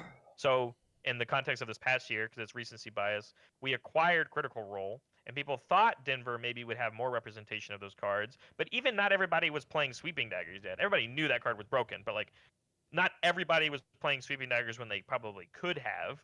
But the other shock value that happened in that same time frame was the release of Nick Reagan and Mitchell Chimino. So I think that had like such a bigger showcase on it, because not only was it a comfort of a new format, but one of the most premier aggro decks that we saw. And aggro is very comfortable on a brand new format, right? It's, you know, like most people always say. So you had this like perfect storm of Nick Reagan being a very strong aggro deck, and it didn't really care about any of the stuff that rotated, because there's plenty of cards with enhances on them that we could use for this character card. It very much like smoothed out the process of that rotation. Oh, and then still, by the way, the first two characters that actually ended up winning those events were your tried and true characters that we didn't already knew that were good and reliable, King Ghidorah and Rodan, right? So I think there is going to be a similar shape probably as we move into upcoming first set of 2026, and then what the beginning of 2027 looks like. I think the 2027 one is going to be way bigger than what we're talking about for the upcoming one. And I'm excited for it. I don't know about the rest of people's sentiments. And, you know, as you've brought this question up, people are now having it in the front of their heads. They're like, oh, crap, I've only got... It's like John Cena's on his farewell tour right now for everybody who's WWE. And it's like you're actually counting down the days now of like, oh, I actually only get to play with these cards for this amount of time now. And then Yeah. we're gonna enter that time frame of there are going to be a non-zero amount of worlds, because we talk about this every time that Worlds comes up. There will be a non-zero amount of players that go to Worlds and want to play with the toys that they're not going to have access to anymore. There will be those players. Are they going to win the whole thing? I don't know. Maybe their goal isn't to win. And then you're going to have the other side of the players of like, well, I'm going to play what's the best thing right now. Because if it is the best thing, is it because of a card that I might be losing, or is it just the best thing and we don't have to worry about it, right? Because like I think the argument could be had, and I'm sure a bunch of people are already thinking about this. Well, all these other things that we're talking about right now, these backup decks, the only reason why they're good right now is because, spoiler alert, it's a brand new mechanic, it's a brand new card type, and it won't rotate at all. So what's going to happen to that strategy is that strength just going to ease us into a transition of like, hey, this is a powerful thing that's happening right now, even with 3 sets rotating, because we didn't really care about most of those cards anyway for this new strategy, because we still have all our AOT sets or whatever and backup support. Is it going to be an easier transition? Probably for a certain amount of people, but there will be a certain amount of other people that are losing pieces they don't know what to replace with. I think somebody talked about Titan Cliff the other day. Hawks. Hawks in general. That's a great one. Yeah, we're just Mimic losing in Ryan general. to play. Yeah. Ryan to the game. Yeah, Mimic- totally. That sucks. Yeah, Mimic in general, right? Like Calvin Tahan. What's he gonna do when Amajiki leaves? What's he gonna do? Like, Oh, is he gonna go Godzilla, back to? yeah. Actually, it'll be Godzilla, but like he won't. He's got to get rid of those chromes right away, man. Those Chimera Krakens. He's got to move them. Yeah, that's Cyber Chimera Kraken gone. You know, Yeah. stuff like that. Like, so like people will have to adjust, people will have to adapt, but like, I mean, the reality is that people will, and people will figure it out, and it'll be fine. But I love this conversation because I love the thought experiment of people looking so far ahead, and I think it's a little weird because I'm here because like I do know what it looks like. At least I have an idea. Yeah. Yeah. So, but I love this stuff, man. I love it so much. Man, I'm just going to scroll back through memory lane of like cards that we are or aren't playing. Like, how many copies of Lost in Thought have like been registered in the past 6-9 months? I think it was Recovery Girl was playing it Yeah, that's it. because it was impactful. Yeah, just like looking back and seeing like what cards have like moved in or out. Man, losing Desperate Struggle I think is going to be like a big deal, if not replaced. Right? Like if you thought Midoriya was one shotting you now, this card is a bit of a get out of jail free card that was non-unique that you could slam 2 of in your stage and go. You gotta figure your shit out. I mean, someone already brought it up, right? Doesn't Hacker rotate? Hacker rotates. Runaway rotates. Barrier Shield as well. Barrier rotates. Yeah, Barrier Shield. Holy cow. Yeah. So then the world is like, oh, Rodan's still a character, but what is Rodan without a Barrier Shield existing? You know, like, yeah, you still have the minus speed on the character, but it's like, wow, this crazy get out of jail free card doesn't exist anymore.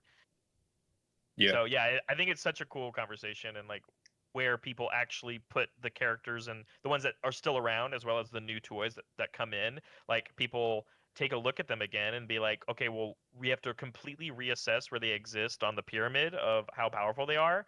Because, like, at the same time, I'm on the opposite side of that conversation, which is like, well, what is still legal? Well, all those Yu Yu Hakusho characters are still legal, and they're pretty good. You know, like Elder Togoro's pretty good, and he tutors from your discard pile, and now he doesn't compete that space with Mimic anymore. You know, like he just grabs a thing. So it's like that weird category. So even like characters that use specific tools from cards or people beforehand, they lose those tools. I think about how like Godzilla decks putting Gently Theft in their deck. And that's a very impactful kind of finisher, no resources, play a flash move, and has a good momentum use ability. That is no longer a resource that you can play and that you would benefit from playing Chaos Godzilla anymore. Is there a real reason why other symbols or other strategies of characters go up in stock? Yeah, I think it's kind of spooky from a retaining my friends who enjoy the game perspective, because I think for a lot of people this will be their first like actual rotation, especially if they weren't here for MHA01 rotating. Yeah. Because the second year didn't feel like much rotated, like you said. So this one will feel pretty big, and then the 2027 one is just going to be massive. I think in that same thought process, we have a buddy of ours that doesn't really play the game anymore, but like MHA was a big pool for a lot of players in our game that are currently playing to this day. And once this next rotation happens, you will only have a singular set of My Hero cards available in the card pool and a deck. Yep. And it no longer looks like the MHA card game anymore. It's AOT card game. It is the AOT card game. The Godzilla card game. The Godzilla card game. The Godzilla card game. To your friends, here's the message that I would give them. Of it is exciting. Like part of the reason that rotation is a good thing is that it is this massive, we've put the puzzle pieces on the puzzle. When you take and you mash the puzzle back up, put it in the box and shake it, it then becomes a new puzzle for you to solve. Albeit there are less distinct pieces, but they are differently shaped pieces that you have to go and find it. And so like the thing that they're afraid of is not like solving the problem, but it is that they're not going to like the picture that they find. And it's the goal of the designers to make a good picture, i.e. to make the good game so that they want to go and find the puzzle. I bring up a sentiment that I think you talked about yesterday, or someone talked about. It was in Discord. I don't know what it was, but I think the current sentiment of what people feel about the format right now, because I think this relates to it, is I think a lot of people would use the word boring, right? Is that it's not that there aren't a bunch of strategies. It's just like the strategies that people are playing can create these kind of not enjoyable play experiences. That's to say that are boring at a competitive level, but one step below competitive, it is exciting and it's very broad and yada yada yada, right? That's what I think was being talked about. And I think the idea here is that rotation creates that same question of like, it's really hard to find it boring because everyone has to reset. Normally on a set release, you could have players that are like, oh, I just don't care about these cards or whatever. But on rotation, it's not about just the addition of new cards. It's the subtraction of things that they were already comfortable with, and you must make them go out of their comfort zone. And that is exciting to some people. It's also dissuasive to some. I think the big thing to talk about when it comes to, or one of the big things to talk about when it comes to rotation, is the fact that all of the cards that will be rotating for this cycle will all be circle symbol cards, and we printed a bunch of sets without a bunch of symbols. The good symbol will just cease to exist if Guilty Gear does not come in and save it. The good symbol does not do enough in Turtles to make it a real symbol. I don't think the all symbol does enough to make it a real symbol. I think you can squeeze water out of the Turtles plus Heroes of Exandria set, but like, man, there's so many triple symboled cards that are just disappearing from the standard game. If you thought it was the Chaos, Death, Life, Fire, Order, Air game before, get rid of all these cards with all these extra symbols on it, and you're gonna feel it. Yeah, I think for me, it's kind of scary looking at, but I also know personally that there are a lot of exciting game pieces that we have not seen yet that will be in the picture when we're actually dealing with losing these cards. Yeah. Yeah. And I think when you first evaluate it, it's hard to think about that part of it and you just think about what you're losing, right? But I'm also not someone who ties myself that tightly to one character, whereas people who do, it's very hard when they lose the ability to play that. I mean, the reality will, because we'll glaze you a little bit. It's not just one character, but it's also not just attached to one strategy, right? Like, I mean, we have seen you play the Rodans, we've seen you play the Nick Reagans, we've seen you now play the backup strategy decks, right? So like, it's not just the character necessarily, but it's multiple cards and multiple strategies doing different things, solving different puzzles. And so something like this to like a player like you isn't something as scary as the casual player that they came in and I don't know what's a good example. They came in and Amajiki was their favorite character, and Amajiki does a very specific thing about having face-up momentum. And when Amajiki rotates and all the support of Amajiki rotates, where does that player go to find another character that does face-up momentum things? And the answer is they don't exist, right? Like, so what do you tell that player when it comes to sharing and finding a new strategy for them to take on when they played with comfort for 3 years now? And that is a harder question for some people. I mean, this is strictly a we play a leader-based, character-based game. That like if you would have told somebody that the first time ever that Izuku Midoriya from the My Hero Academia collectible card game won a regional was 2 weeks ago, they'd have been like, what the fuck happened? Like, when your guy's not good in the game, it makes you not want to play. And so rotation is that same idea. It's not that your guy's not good, he's just not playable. So this then pulls up to the second part of the question you have of, should there be an in-between format? Should the heroic format exist?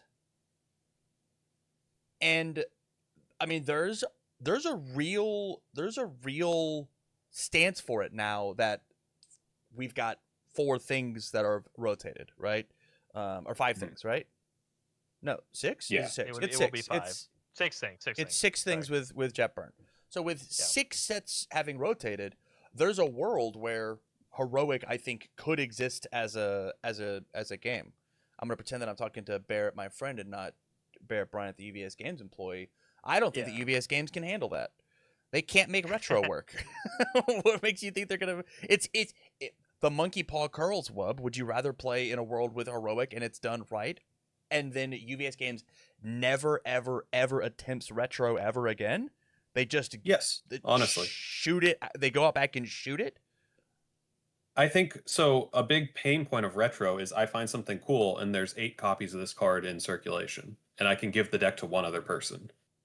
With heroic, MHA01, there's thousands of copies of these cards. You know, it's so easy to like go get frigid heat waves or whatever you want, and that, you know, I think the card pool is there to support it. Whereas retro, I don't think it is. I think that is a fair reasoning on why the appeal of one format or one thing versus the other, 100%. And I think the other thing too, it goes back to like my last point, I guess, on the previous part of this, which was for every one of the players that are going to Worlds and participating in Worlds and prepping their deck for that last format or whatever, right? There is another person who is already thinking ahead and thinking about the cards that they're losing, right? And that's without that information of what new cards they're gaining, because of what you said earlier of like, it's much easier to look at all the cards you're losing without knowing the full picture of what other cards you're gaining. Because if you thought about it right now, which is what we're talking about, you don't know the Guilty Gear stuff, and you don't know the first set of 2026, but you do know all the sets you're losing. Yeah, and so you are losing, 3 sets worth of stuff, and it's really easy to look at your bucket of trash. I say trash, it's not trash, but like stuff you're Andy dropping Woody on the ground of like, I don't want to play with you anymore, not because I don't want to, because I can't. And you don't even know what's in the new shiny box under the Christmas tree yet. So and that is going to be a reason why people are going to have certain opinions of, like what Tam said, symbols or strategies or whatever going into those new formats in that new world. And I think you're right, Tam. I think it raises a very real question about, like, is there a world where opening up the invitation to play different formats of this game mean a lot more? I know heroic is pretty appealing to people, but to me, at least after this upcoming rotation, the heroic format is still just kind of looking at MHA Spotlight. Because again, the only sets that are rotated in this new era where heroic is applicable to is still only MHA cards, right? Yeah. So like It could be another year out, right? But there's Yeah. certainly a very strong case for it, especially as you get to 2027. Yeah, absolutely. And I think it's a very real conversation to have. And I think your stance on it, Webb, of like the availability of cards is a very real reason to support that format over things like retro. 100%. 100%. Side tangent when it comes to retro. I think that there's a real world where retro becomes a commander style deck building restraint because of the inherent lack of cards. Me having to pick up a singular copy of Trinity Geyser is like not that big of a deal as opposed to I need fucking 4 of them things. And I even wonder too. That's a cool question to ask, because I think even in a singleton format, like you're like, oh, Universus isn't very good for singleton formats because we check cards and yada yada yada. But when you open the card pool as big as it is in retro on how many things you can find that pick up a thing in your discard pile or search your deck for a thing or whatever, insert thing, you could probably get around it, right? I think you can. It just like shoots some characters like Hasenko or like or not. Sorry, Hasenko thrives. Lilith Benefits. 1 suffers. I get plus Yes. X speed plus 1 for each copy of this card in my card pool. Even things we printed now with like Leo's Concern or whatever, I get plus X plus 1 for the cards in my discard pile. Yeah, man, those ones suck. Sorry, there's nothing I can And do that's about no it. different than the giant Magic card pool. That's like, yeah, this card sucks in Commander. Like it's just bad in Commander, you know. Yeah. And then vice versa, there are cards that are tailor made for the format or whatever. It's a cool idea. Yeah, I dig it. But we'll see. I will say on heroic, just one last thing, that it is sort of MHA Spotlight, the format quote right now, but the fact that you can take a new character that just came out in Turtles, for example, and be like, Yes. I want Electric Jolt in this character. That's like a neat thing that you can do right now. I think the coolest appeal, again, not just the card accessibility for heroic, is your standard legal deck still feels pretty competitive Yes, in the that world. too. Yeah, absolutely. Like, yes, don't get me wrong. Like, Giro 1 sucks to play against. Like, if you go play, for everyone who has played MHA Spotlight, and you sit across from the guy that actually just brings a competitive Giro deck that actually gets to play with girl power cards, it's miserable. It's actually miserable. Yeah, because that deck was already crazy broken, and now it has even better tools, and you're over here like, I just wanted to play Kurigiri or something. And you're like, this isn't fair. I get We it. actually had a conversation about this, if Giro would be better than these current decks in Standard, and I'm not entirely convinced, which is crazy to think about. Well, But it is interesting, yeah, because of the keyword restriction and stuff like that, and you know Yeah. you have to play a 2-check, but like that mattered more, I guess back then. 100, yeah, I get it. But heroic has an idea regardless. You're 100% right. Like if I lock in my new character that I got out of the new set, because it is closer, at least when it comes to like design philosophies, they do still feel closer to each other than sometimes if I go play a retro character versus the characters of today, right? Yeah. Like Jiro sitting across from the table versus a Lord Raptor is a completely different experience than Jiro sitting adjacent to Jin. Yeah. Looking at Lightning Rod Giro. I'm sure Mitch has done it. Pardon me? People talk about it. Excuse me? Yeah, You know- but I think it's a cool idea. I think the idea of supporting extra formats is always good. I mean, I'm a big fan of it. Tam and I have talked about it. Of just like only having one way to play our game is not a positive, obviously. And as rotation is a real question, and people, I mean, we're card gamers. We want our pieces to be playable. That we don't want to shove them in a box and forget about them forever. Like, Yeah. and it's, and you know, it is, if I taking the hat off. If I was playing, obviously, right now, and this is not the case because I'm a competitive card gamer and I understand that's how the system works, but like when rotation happens and you go put your cards in a box and you don't look at them ever again, you stare at that box and you have a self-reflection moment and you're like, am I okay with doing this to myself every year? Yeah. Like that's a real question that Yeah. as a card gamer, as a hobbyer, you have to be okay with if you play the Mhm. game competitively. But people 100% ask themselves that question every time that something like this happens. And obviously the people that value the game and the experience and what joy it brings them, they're like, yeah, absolutely, it's worth it. You know, but there are some people out there that's like competitive card games. Ew, yuck. Commander is all I'll ever do because every card I buy in Commander will always matter. Which I get, right? Like taking it into the another nerd culture space. When Street Fighter 6 came out, all the people who bought Street Fighter 5 were like, fuck. Fuck, yeah. I gotta go Every play the time a new next one. Smash game comes out. Yeah, fuck, I Right? gotta go buy the next one. I remember when the what console was that at the time? Yeah, when the first Switch Smash, right? When that came out, was that what it was? Was it Ultimate? Ultimate was on Ultimate is Wii? on the Switch. Okay, Smash Ultimate, 4 yeah. was on the Wii U. Smash Ultimate is the one we currently are playing. So be careful with your analogy. You might miss. Okay. So Ultimate, the Yes. most recent Smash game. Yes.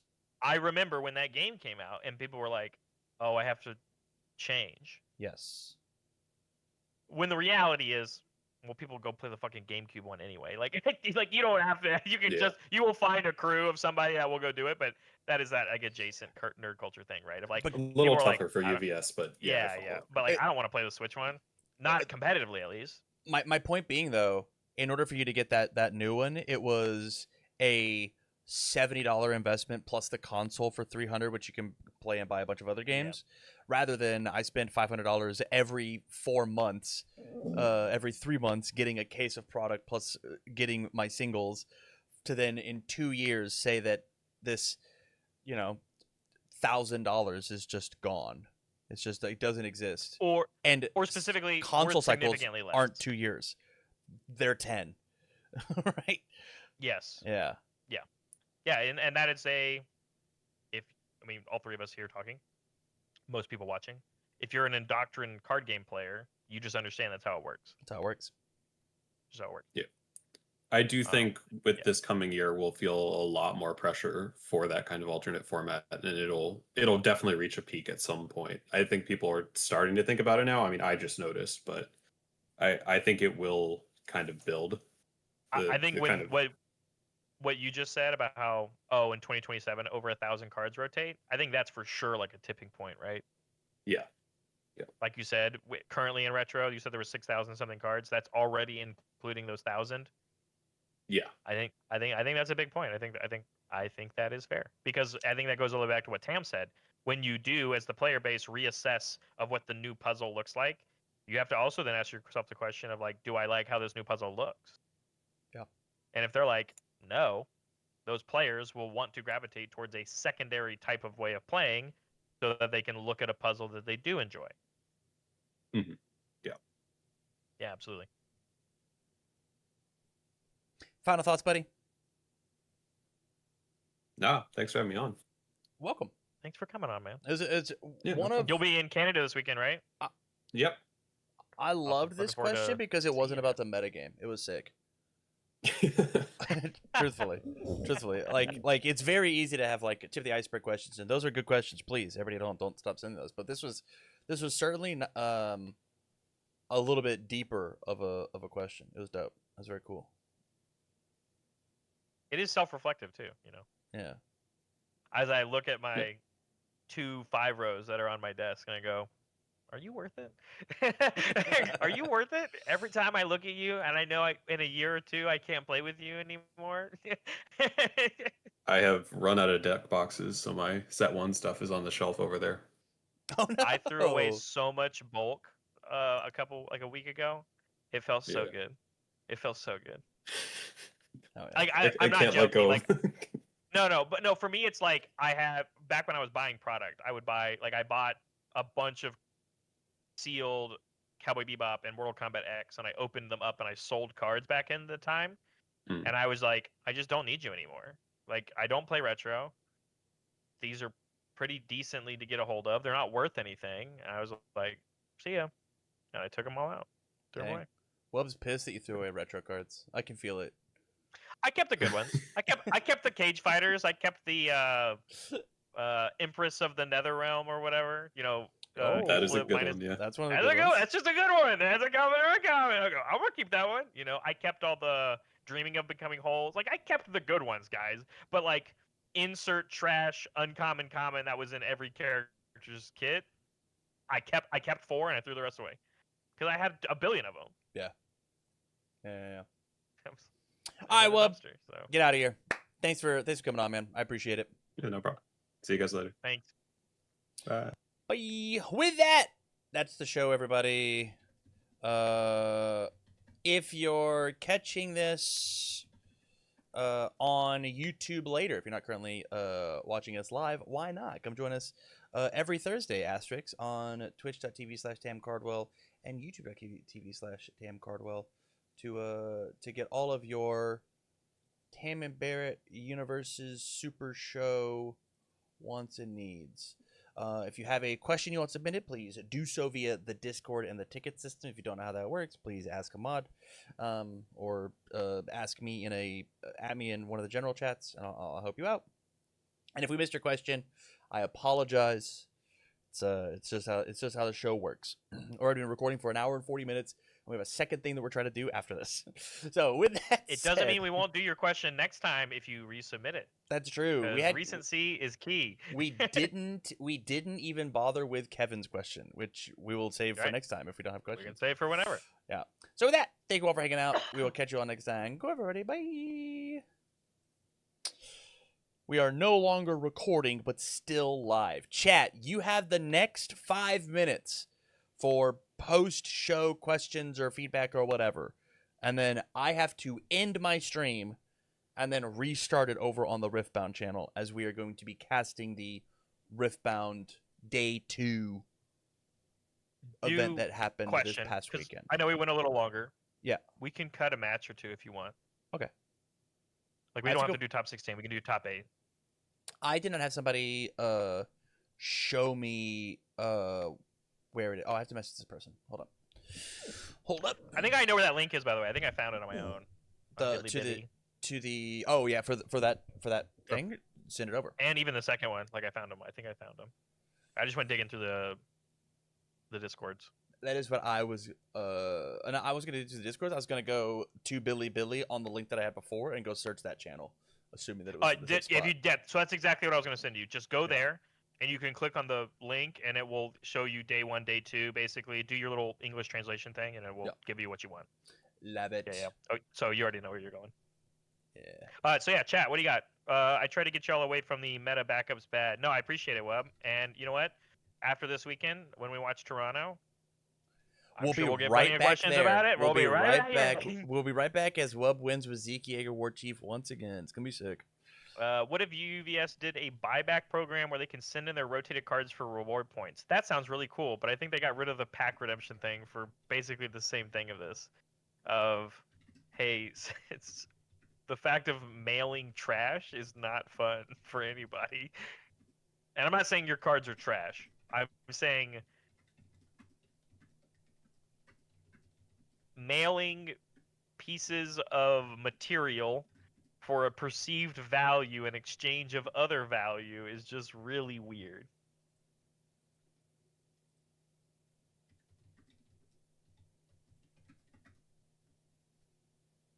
Why would they ever take your trash? I think that makes 0 sense. I mean, they did for years, Tam.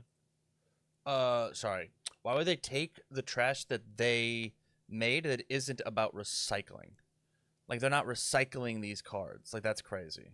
You can recycle, I hear what cards you're if you wanted saying. to, I though. hear what you're saying. but people don't. People don't. I think it makes 0 sense for them to take back the toys that I made, I played with, and I whatever. It And- just And I That think the makes other no part too sense. is like, for the chromes, for example, right? Some of these pieces that are created are meant to be collectible pieces, right? And at least, pie in the sky.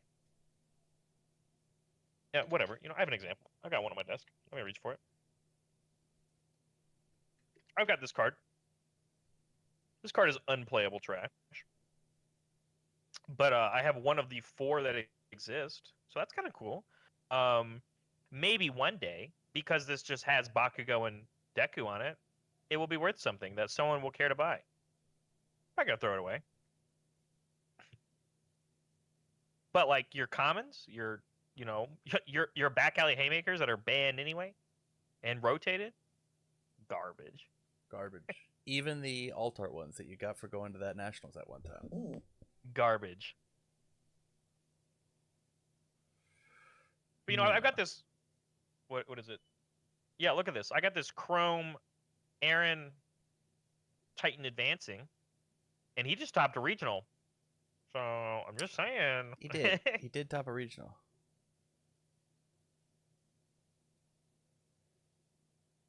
So stocks going up. But like I think these turtle ones are a great example. So one day when turtles rotates, right? I think these alt arts are sick. And like even if you're not playing with the game pieces anymore, someone 10 years from now, when I don't know, when we're dystopian future or something, and Teenage Mutant Ninja Turtles has collapsed as a franchise and will never be brought back because so and so puts it in a vault somewhere. This little game piece might be worth something to somebody,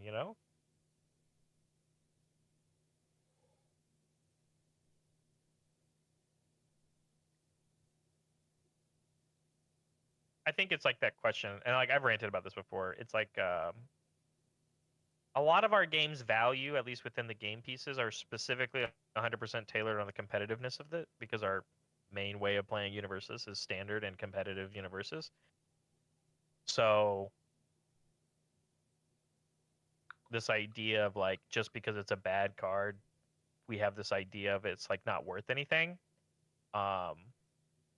When the reality is someone 5 years from now could show up and they're like, I love the art on this card that is perceived to be bad. I think this has immense value. I want them all. And then they disappear from the market and the world as we know it, and they're worth a ton of money.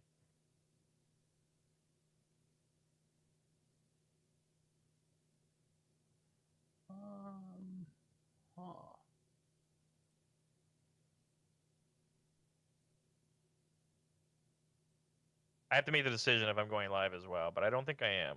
Why not? I just don't think there's a point. Okay. I mean, you're doing it. You already gave me quite a few subs just because you tagged me in it, so I was like, that's fine. Yeah? I'll take it. Yeah. Oh yeah. I'm at 58. Hell yeah. I think that's more than me now. I've done a bad job of advertising these videos. I think for me, so you ready? Webhook So I officially to make it work. Yeah, so I now am posting all of my videos on Facebook, on Reddit, on Discords and multiple Discords, as well as no, I guess that's it. That's what I'm putting them on. The Reddit one I sometimes have issues with though, because I made a new Reddit account for the Riftbound Ramblings, and Reddit is like very much like if you're a brand new account, you're not allowed to post anything because they might think you're a bot. So you have to like go on your new Reddit account and like build up a reputation before you can post anything. So and like sometimes it still flags my posts as bot spam and sometimes it doesn't. I'm just like, what's going on?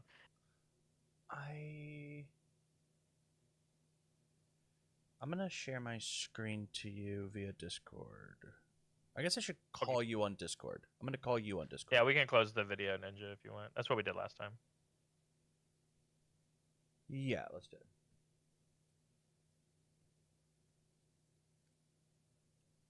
And then I'm gonna do this. And then I'm gonna do this. Turn on my camera, bring this over here. Okay, I'm gonna share my screen. Checking from my bubble. Okay, we're good. Okay, so this is the link that I had last time, right? And this is Yep. You're already there. the Yeah, you're top in. games. But this is last week's because this is the link that I followed. Yes. When I don't know how to find I- this past week's, and it be broke down like Yeah. this. I can go find. I think the VOD. You can. So where you just went. Yeah. So it's that same idea. So It's here. scroll down. Like this is day 2. Yeah, Oh, but and they break just- it down They again. break it down. Yep. Whoa. It does it. It just does Billy it for Billy's you. just fucking cool like that, dude. Whoa. Yeah, Billy That's pretty Billy's just cool like that. If you're over on Twitch, we will be back live here in about 5 minutes. If you are over on YouTube, you can follow us over to youtube.com/tamriffwell. I will drop a link in the Discord for us to follow. But with